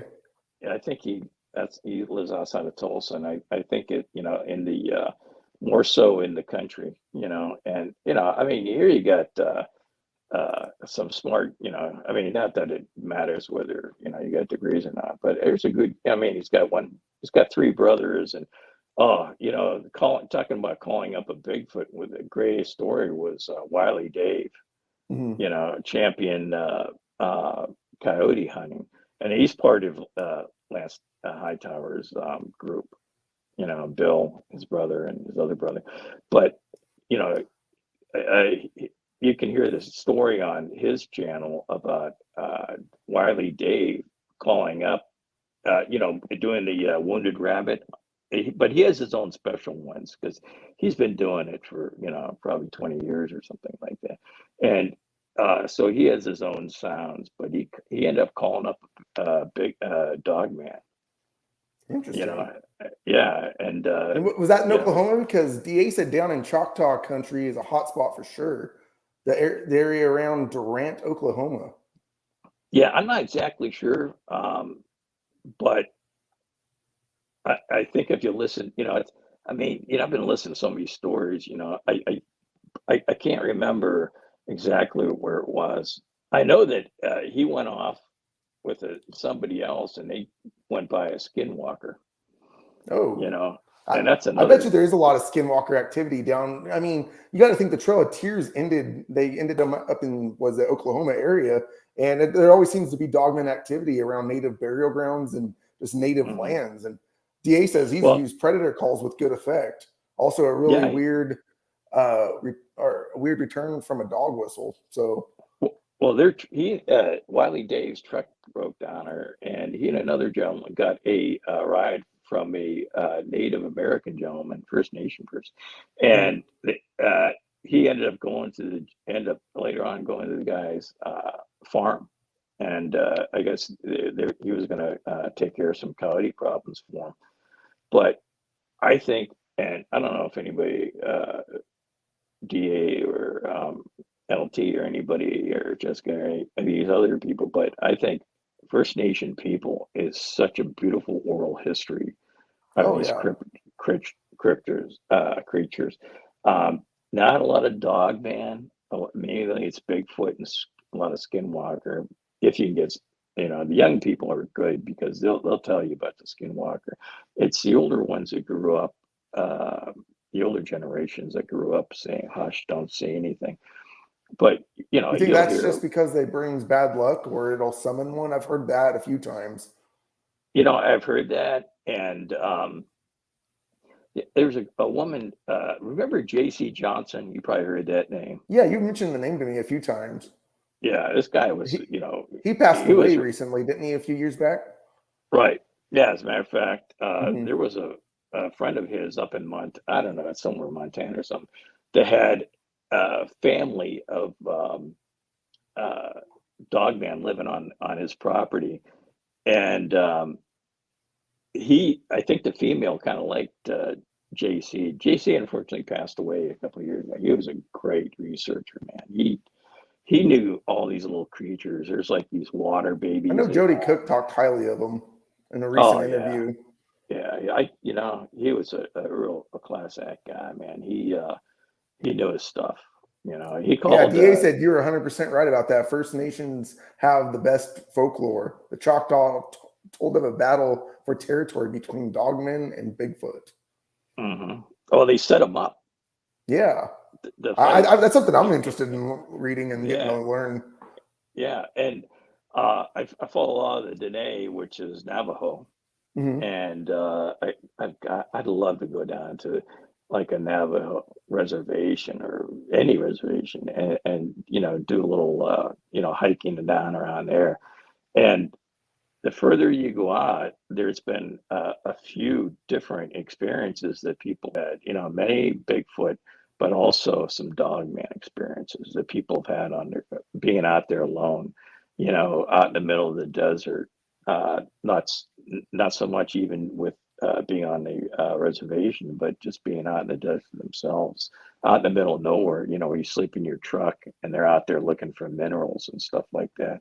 There's been Yeah. stories of running into dogmen too. Well, my buddy Uh, Stephen Noxium Barrios, he's Native American. He was telling me I should probably take my Skinwalker page. I made a West Coast Skinwalker project, and he said, "Hey, man, bring in attention to these things. You need to do some, type of ritual to, probably just take it down. You don't want that, bad yeah. juju." Well, But yeah, that's DA said this. There's a still of a lot of animal mutilation stories coming from around Taylor, Mississippi, where the siege at Lockett Ranch happened. yeah. As a matter of fact, Mississippi, Taylor, they also have had some serious dogman activity there. Hmm. There's a gentleman who has had a couple experiences. He has two different homes, I guess, and I think Taylor is one of the Mississippi universities around there, Hmm. and I think he lived like a mile or within 5 miles for sure. But I thought it was like a mile or one of his places. But uh, he talked about the some dogman activity being up there. So Yeah. it just goes to show that it doesn't matter where you're at. There's a possibility. Granted, Oklahoma, Missouri, Pennsylvania, Ohio, Indiana, you probably get a lot more activity than what we get out here in California. Oh, I But think so, 100%. Because, like DA just said, one of his recent guests, Jesus Payan, if I'm butchering that, DA, I apologize, does a lot of his research on the Navajo and Apache reservations. So I think you hit it earlier by saying I think there's a lot more activity when it does come around native burial grounds or native sites. oh, Lorna says, JG, you're awesome. You're doing a great well, job, God brother. bless you. God bless you, Warren. This is the first time I've been on, so so Taylor was the thank Dogman Seed thank you. Lockett Ranch. So yeah, Taylor, I'd like to Yeah. go out there and add that to the bucket list with the LBL and Daniel Boone, do some research out there. But Oh yeah, Daniel Boone. Yeah. I think it would be excellent to hook up with Kirk Stokes. I yeah, mean, he's not he's not hunting these. He's just bringing his camera, but they're letting him film them, which is yep. what even the Bigfoot, which blows my mind because usually at least the Bigfoot don't want anything to do with the camera. Dogman, I don't think they care. I don't know, maybe DA or LT or just somebody knows this one, but there used to be, and I haven't been able to find it, but I saw it on YouTube of a dog man. It looked like a dog man walking by a window. There was a camera that was shoot inside a barn, and it was pointing at the window, and you see this huge wolf head walk by. Oh yeah, I actually got that video sent to me a few months back. I screenshotted Okay. it, brightened it up. It's labeled on YouTube as Bigfoot, but I brightened it up, and you clearly see the yellow eyes, and then the canine snout and the ears, and it literally you see the eyes blink a few times, and it walks off. Very canine though, but Wow. it's labeled under Bigfoot. I can send it to you, the picture Oh after, yeah. and Thanks. see what you think. Yeah, Yeah, I'd yeah. love to DA said see he's that seen that again. video as well. Man, DA, what's your that's thoughts on it? Do you think it was a dog man or it's a hoax? Because I always keep an open mind to everything, but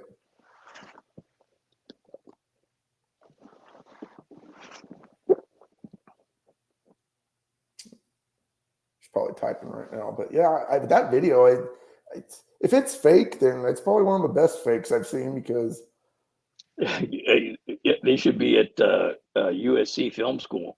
I yeah. mean, geez, if they can fake something that good, Oh, I know, and right? That's the thing. It's just trying to prove the existence. But it's like DA told me when I went on his show, you got to keep an open mind to everything. Almost you you have do. to speculate everything you see, like especially with the pictures and all that, because with photoshopping and discrediting. DA did Well, say early, he thinks the video is legit, but it's hard to say with yeah, images these it, days. If it's it, fake, it's a good one. I agree. exactly. And I mean, in the old days, the fakes were really pretty obvious, Yeah. in a sense. There's a gentleman that is the number one primate fingerprinter, knows the fingerprint patterns. And he is the one that, because they said that, oh, they aren't really Bigfoot tracks, that they're actually, this is the old days, that somebody's going around and putting these feet on the bottom of, putting them on boards and then putting their, strapping their feet onto them, their boots or whatever, and walking around making these Bigfoot tracks. Well, first of all, a human can't go 6 foot from Yeah. one point. And second It's of nearly all, impossible. there was ridge terms in these tracks that are almost like primates but aren't, and they go a certain pattern, and they were on these when they would do the casting. They would come up, Hmm. and they said no guy is going to be taking a piece of wood and carving these different ridge terms in there. So, uh, needless to say, they were ended up people thought they really were real Bigfoot tracks, and I think Dogman, you don't get those ridge tracks like derma ridges because they're pads, like Yeah. a regular like a dog pad, and so you can't do that with a Dogman track like you can with a Bigfoot track to see if it's. So, Yeah. but Exactly. you got to be you got to have no life if you're out there taking a fake Bigfoot print or a fake Bigfoot Picture. foot, Yeah. no, a foot or Oh, a a foot. fake Dogman pad and then walking around out there doing it. You got to have no life because it would take a lot of time, That's what I to think do too. so. It's like why people would want to go out of their way to just, is it just clickbait? But then again, when people start attacking it and trying to, or just go out of their way to do it, it sets the community back in our research and just no wonder why people Yeah. laugh at us. It's kind of one of those deals. Well, those stories seem to fly a lot quicker than the real stories, about the, walking around and, with the dog man or being a Bigfoot on the bottom of their shoes walking around and, but, they finally, as time goes on, have been washed out, Yeah. and which brings us to, it's something that you've talked and it is a real concern with you is the division in Dogman world. how Yeah, people look at Dogman, the origination of the Dogman, versus the Dogman coming out of portals and so forth. yeah, and that's my whole thing about it is I keep an open mind to it, but that's why at West Coast on my page I allow the blob squatch and the people that the red circles and stuff, just because I can't discredit anyone's research, and I'm not what I'm about, and I don't believe anybody really is trying to go out and discredit other people. I've had some naysayers in my group that hey, that I don't see it. Hey, then yeah, I try to keep an open mind and say I might see something. I mean, that's what made me a believer. And here I am 7 months into my research because of what I saw. So with Paul Chafin's photos are what made me. He posts them up. He didn't claim that they're Dogmen. He was saying, hey, it's just something stands out here. Hmm. Yeah, and it's going to take somebody that has the software like MK Davis does, or it has Yeah. a really keen eye like the doctor. I forget his name, but his wife saw a Bigfoot, and he was with the Navy, a civilian with the Navy for a long time, but he was in optics. And you got to get somebody with a background like that that can really, now, which is really interesting, is that you can get a software on your computer that shows whether a photo is CGI'd. Oh, wow. Well, that's the thing I was Yeah, going to ask you. Do you think that, like DA just asked, I think there are people out there who deliberately spread fake stories to discredit the real ones. Do you believe that there's mhm. people in the government that do that just to make us Oh, laugh at us, well, that they go out their way and just laugh and do that type of stuff? yeah. And when he started talking about that, the first thing when you're reading that, first thing I thought was government. Hmm. Because they don't, they want to make it look like it's not true. It's the same thing they did with Bigfoot. Yeah. Oh, you believe in Bigfoot, and they get online and they mock you and stuff like that. Yeah. They're going to do this. If it worked for Bigfoot, they're going to do it for Dogman, and they're going to do it for, excuse me, other creatures that are going to be coming up. Like the rake or slash crawler, whatever you want to call it. Yeah. But DA said that MK's been on his show twice. He's an awesome guest. oh, okay, yeah. So yeah, okay, he really was taking a lot of video and photos and really going at it. He's got one of a Bigfoot that's like 15 feet tall Wow. out in Interesting. this guy's backyard. 15 Yeah. foot. That's Oh, yeah. probably one of the I, giants, right? I mean, he's way over the sheds. This guy's he's walking up and he's like, "Whoa!" It's like two people, or Yeah. two Bigfoot. I mean, it's like huge. But Yeah. DA sent me the pictures from Joe Ball that I was going to blow them up. I just emailed them to myself. He sent them on Messenger. I'm seeing so new to all this. Let me see if I can upload those. We can take a look at them. Let's see, share slides. Maybe share video. Yeah, I'll send them those pictures to you though after the show. But yeah, so thanks. is there any other topics you want to cover, brother? I just want to mention Dev, who you talk to once a Yes. week, as you mentioned. Mhm. She's written a book. She's also started with MUFON, and I think she did some kind of direction with MUFON. But I'll read it to you in a second. But it's a really good. It's from the interviewer or from the investigator's point of view. Mhm. And what's good about it is, how she gets in, does the investigation. It's called UFO Investigator. And then it says a personal look into circumstance, investigations, and discovery. And her last name is Rugne.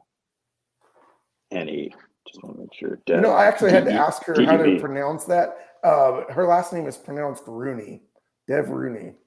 Yeah, I didn't want to take a shot at that because boy, I wouldn't know how to go about Yeah, that no, name. I had to ask her First, because I had mentioned her in an interview with Carlito, and I was like, I mentioned the first name, but I was like, she's the Region 1 director. I didn't even know her last name, so it's like, Deb, sorry if I butchered this. She's like, oh, you were kind of close, but well, it's the beauty pronounced is Rooney. she's really nice. I mean, just Very nice. super nicely. And with DEV as a first name, it Uh-huh. stands out. So you Yeah, just think about DEV versus Now if it was Deb, that'd be another story. But Deb Yeah, with a V, not too many people have that name. So when you say yeah. Deb, you'll know exactly who she Well, is. she just recently She, did an interview with Dark Waters and talking about oh, how she she did. became a part with the MUFON and the NEDP Region 1 director. So it was Oh actually yeah. really good. I'll have to send it to you, or if you find it, it's under Dark Waters channel. Oh, I'll So check it out. She also helped write a lot of the work for the litigation work and stuff, or I guess you can say litigation, but for national or for NADP to cover themselves and stuff. She did a lot of that paperwork too. yeah, she was telling She's me about that. I think she, she wrote a lot of the stuff for the field manual as well, yeah, or she's she pretty assisted sharp. in it. Yeah. I Hmm. know she's really busy with MUFON, and she Yeah. made me an admin for Region 1 to help her out, and I was truly honored. And then DA made me a moderator for his group too, and I was just blown away. I'm like, man, there's nothing but good people in the NADP, and Yeah. they're very Yeah. helpful and knowledgeable. And I'm glad I signed up to be a field investigator with them. Same as you. I'm glad you're a field Hmm. investigator. I mean, we wouldn't be doing this if it weren't for Dev. If she gave me your Yeah. contact info. Yeah, exactly. And I think it's a really good program. I think that the government's not going to give you this information, No, you know, they and really aren't. it's and there's been, I'm not going to put down, Bigfoot research, BFRO. Yeah. Um, they have their benefits, and the Hmm. thing is, I think Jody Cook, I think he wanted to do kind of the same thing, but bring it up a notch and make it a little bit more open and to a lot of other people. And I think Jody and the rest of them have done an extremely good job. Yep. And We've I think got it's 5 some. region directors now, and all of them are very incredible, knowledgeable. Mhm. And it's good that Jody did make it, because there wasn't an organization for Dogman. Now it's the world's largest. I think there's over 900 active members and field Mhm. investigators for And it that. goes to And Europe, yeah, other Europe, other Canada. continents. Hmm. Yeah, he's even got a chapter in Australia, New Zealand, I believe, and some places over in Africa, Yeah. in the Middle East, even too. I think Jody was talking about that in a recent interview. Mhm. But And he can warehouse all this information, put it into one area yep, that you can see the photos, you can see the stories, you can see the areas where it's happening. So I think, so if you haven't been to their website, you definitely should check it out. yeah, no, that's where I first started when I did my research, and I found a North American Dogman Project. I tried to sign up, but the thing was down, and I'm like, oh, okay, well, just months went by, and then I finally reached out to Jody, and then got me in contact with Dev, and here we are, 4 or Yeah. 5 months later. So Yeah. And hopefully we'll be heading out, in a short amount of time, we'll be heading out yeah, and doing some damage out in the woods, yeah, trying to brother. find We'll these definitely things. link up, and we're definitely going to go look for some dogmen, and like you said, maybe go camping overnight, take the wife out, and take up some Yeah. other people out here in California, and we'll try to get a team going. I And think that the more people, the safer. I really do when it comes down to hiking in any dogman territory or even a Bigfoot territory. I'm not worried about Bigfoot is. I am like a dog man, yeah, but I think the more people you have, and you might want to carry. oh, You know, definitely. Like Nick Valente says, he doesn't go out with less than 7 people in the group. So that right there just shows yeah, you that he goes prepared. And if it's 1 or 2 people, not a big deal. But yeah, the bigger, I also think it makes it more of a presence. Like, you got more people, you're not going to want to mess with them, yeah, especially if they're yeah. carrying bear bangers or even. Yeah, and he's lucky because law enforcement he can carry anywhere.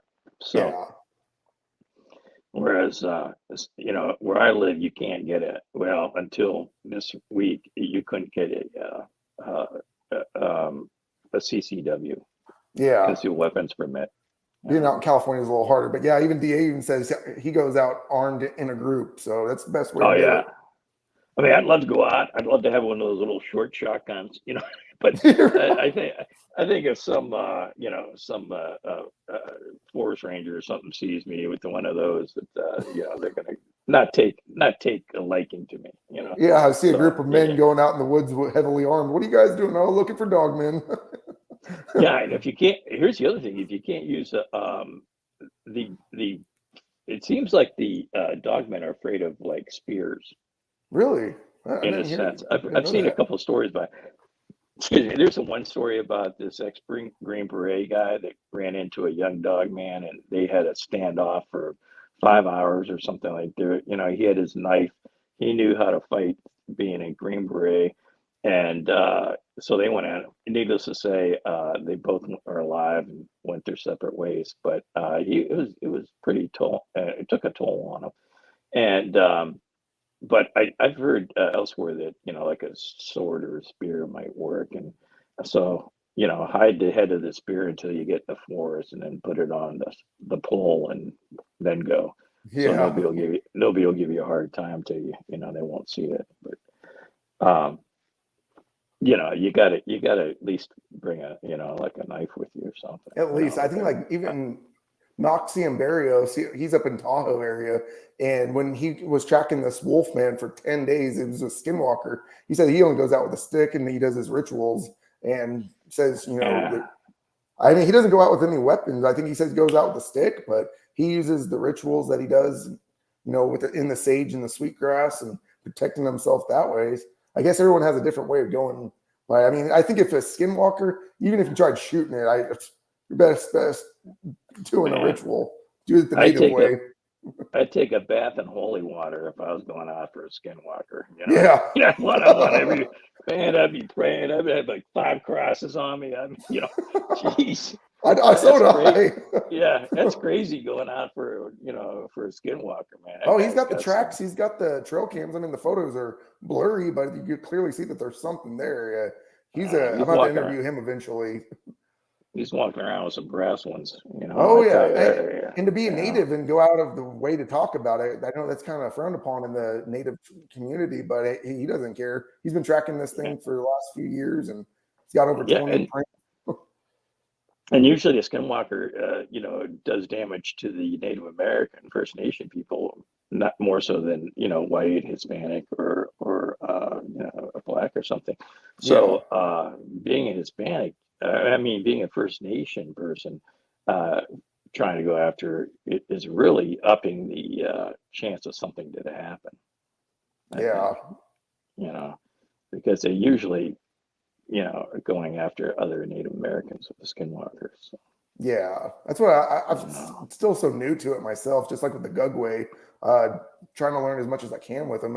Like DA was even told me there's not a whole lot of reports on it, probably because the Gugway are so territorial and their name means face eater. Then people probably go missing. Can't tell you tell if you're missing. Well, there's, on World Bigfoot Radio, Hmm. Duke Sullivan, he talks about, there's one of them, it's more in the beginning and then the end, but he talks about these 36-foot Bigfoot, Really, you know, yeah, 36. they rip the heads off people. Yeah. And there's Wow. a great story about a gentleman, Sears, who took his son with him, and I can tell you another time. But Oh no, you can go on, brother. Like I said, the oh, platform is yours. I'm well, interested in hearing this one. okay, yeah.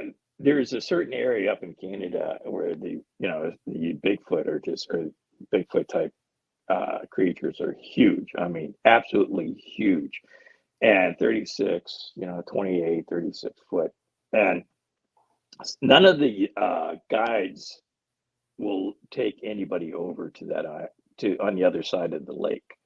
It's not an island; it's a lake. And you can Hmm. mess around inside the lake, but you can't go over to the other opposite side. So this gentleman named Sears, well, I guess he's a wealthy guy, brought his son up to hunt some big moose or big bear, maybe a Kodiak or something. And needless to say, his son was told never to go over there.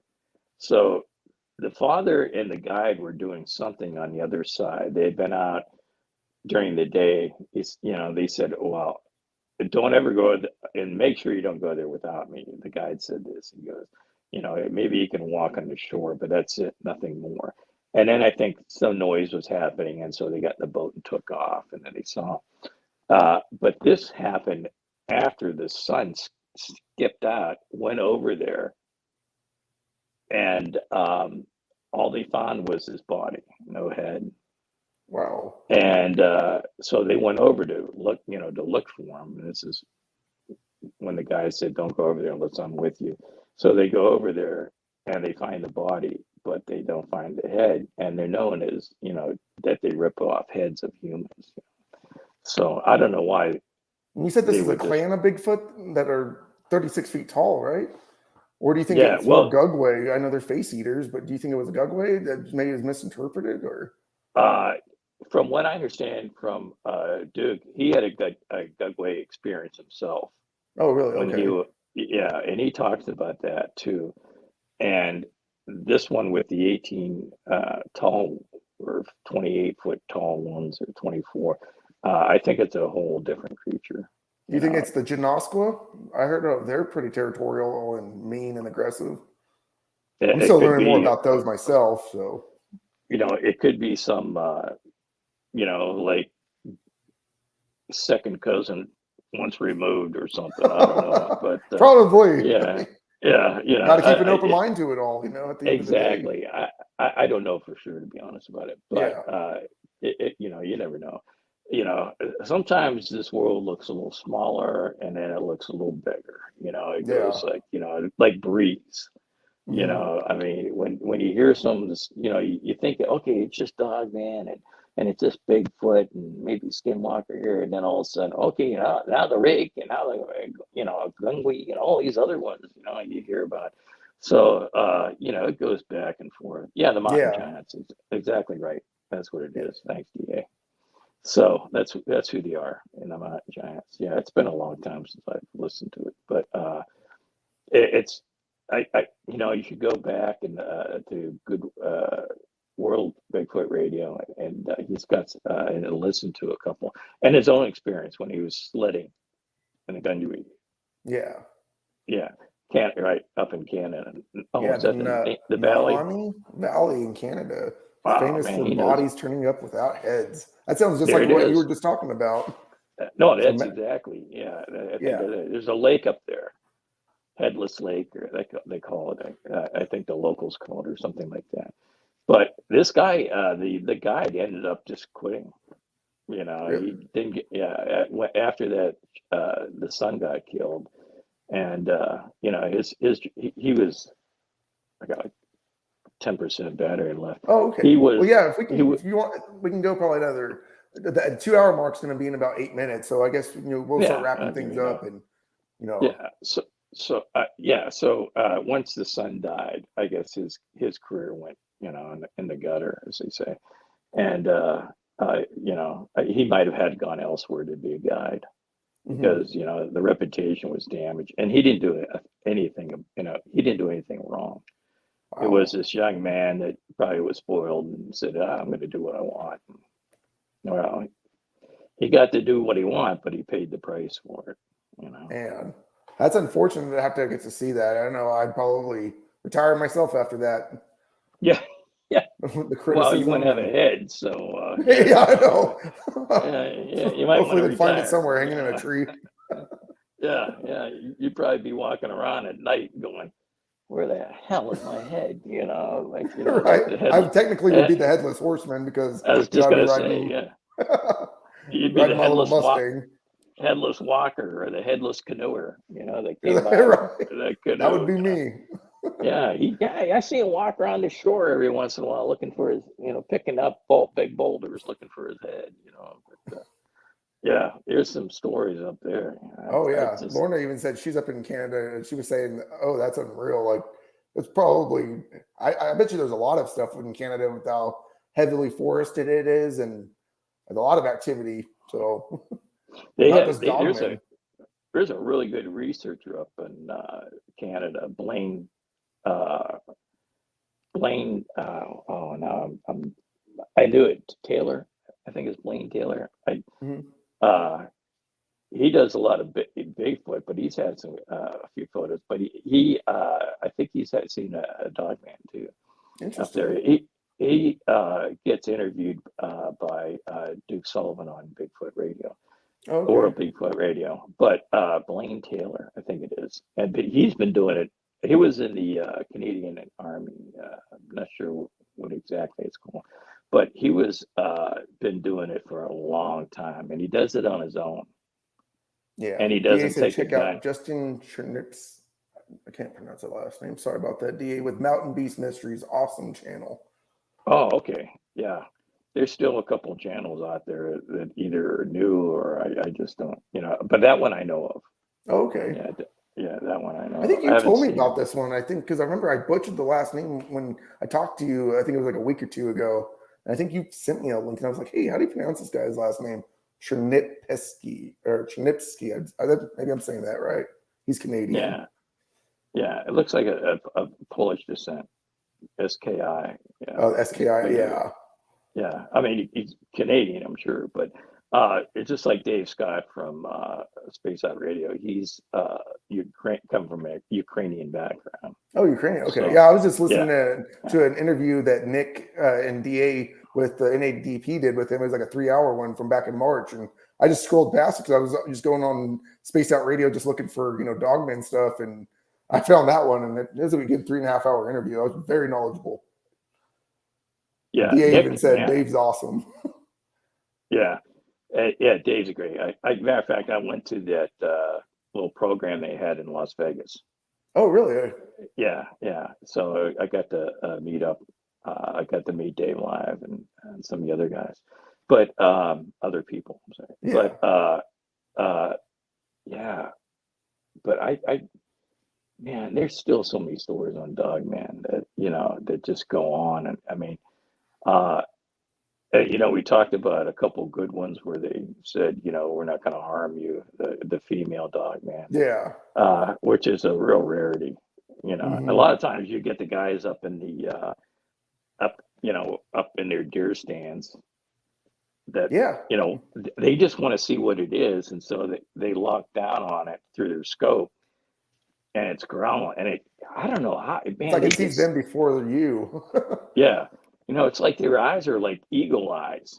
They can see like 200 miles away or something. I mean, they can just, the guy's got his face covered, there's not one, no skin. Got Yeah. a net or something, he can't, and, they can spot him. It's that little movement, I guess, or something like a dog has, Well, I was talking to William Nighthawk on Thursday night, and he was telling me that the dogmen know of your presence going to the woods before you even go to the woods. Oh, yeah. So Yeah. Bigfoot the same. We make so much damn noise walking in the woods. oh I yeah, mean, we might as well have Christmas lights on, a spotlight, and like one of those blowhorns, there it is, those horns they have. Hey, I'm here. Hello, hey dog, I mean, we make so much noise. It's very oh I rare, know. It's pretty funny. Tony Yeah. Harris, hey, what's up, brother? He said hi, folks. Awesome. I'm glad to see Tony. Tony's real active on DA's chat rooms on DAX Machina. Great guy. I actually added him on Facebook. And he actually got a good print of a Bigfoot down. I think he's in nice. Arizona, but it's right on this lake bottom or a creek. But you clearly see it's a huge foot and it's a perfect print.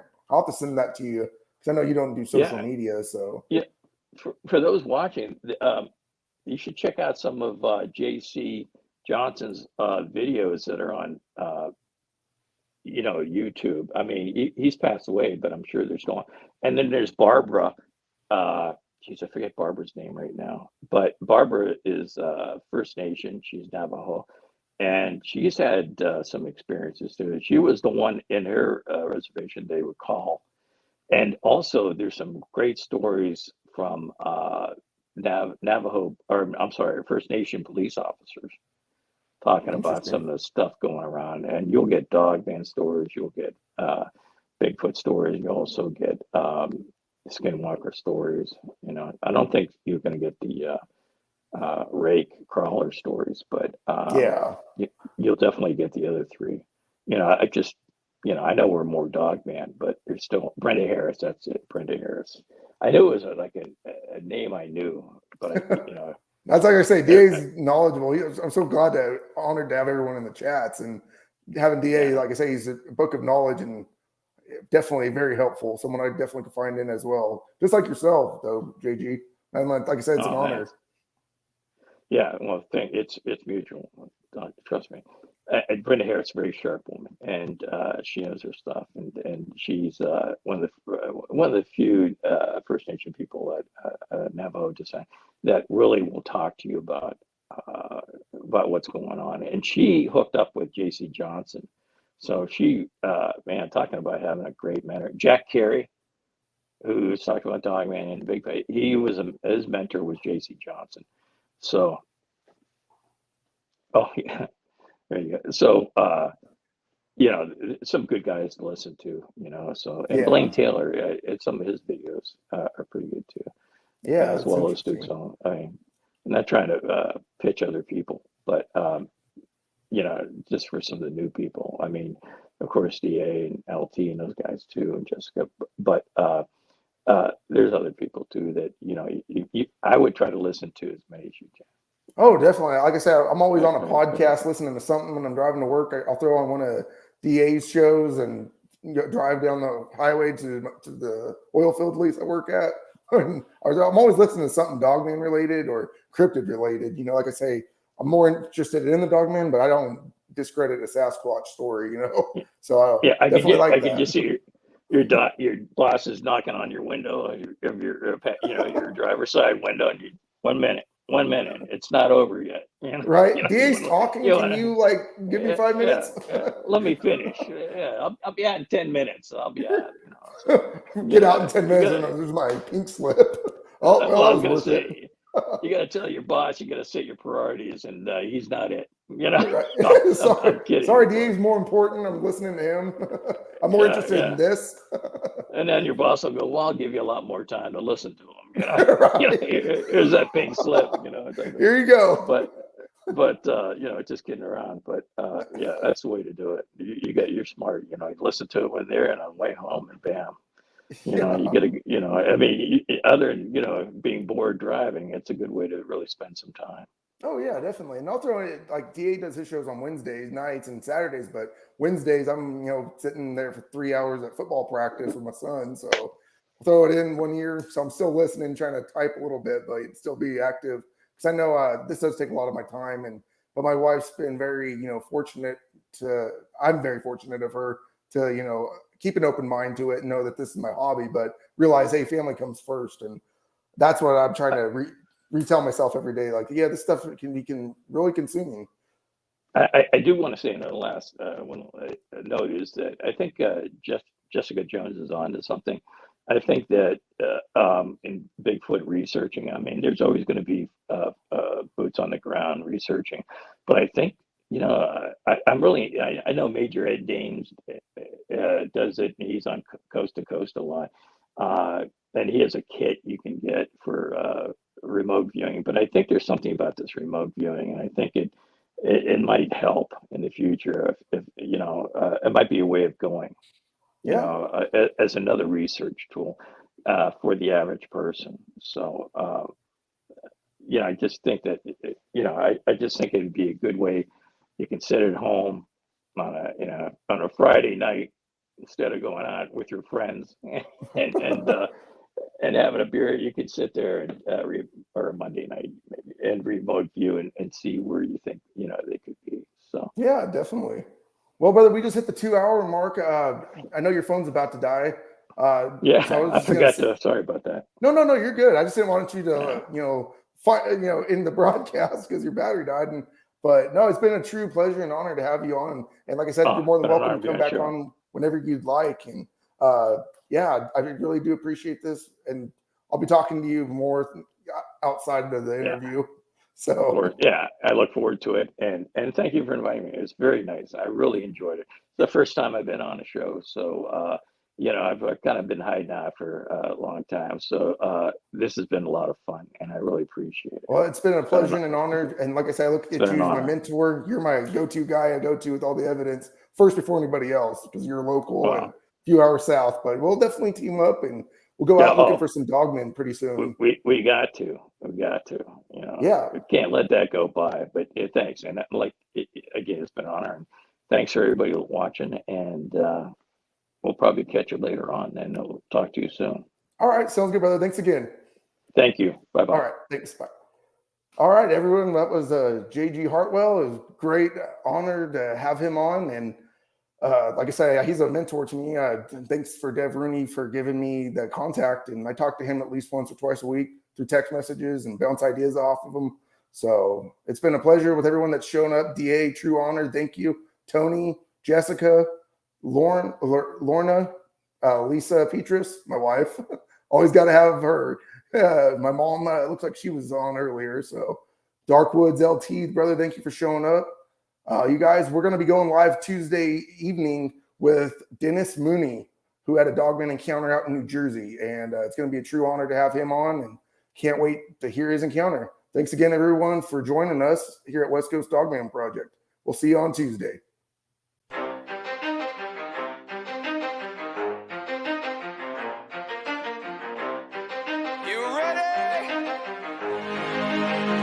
Let's go. Yeah. For those of you that want to know what we're all about, it's like this, y'all. This is 10% luck, 20% skill, 15% concentrated power.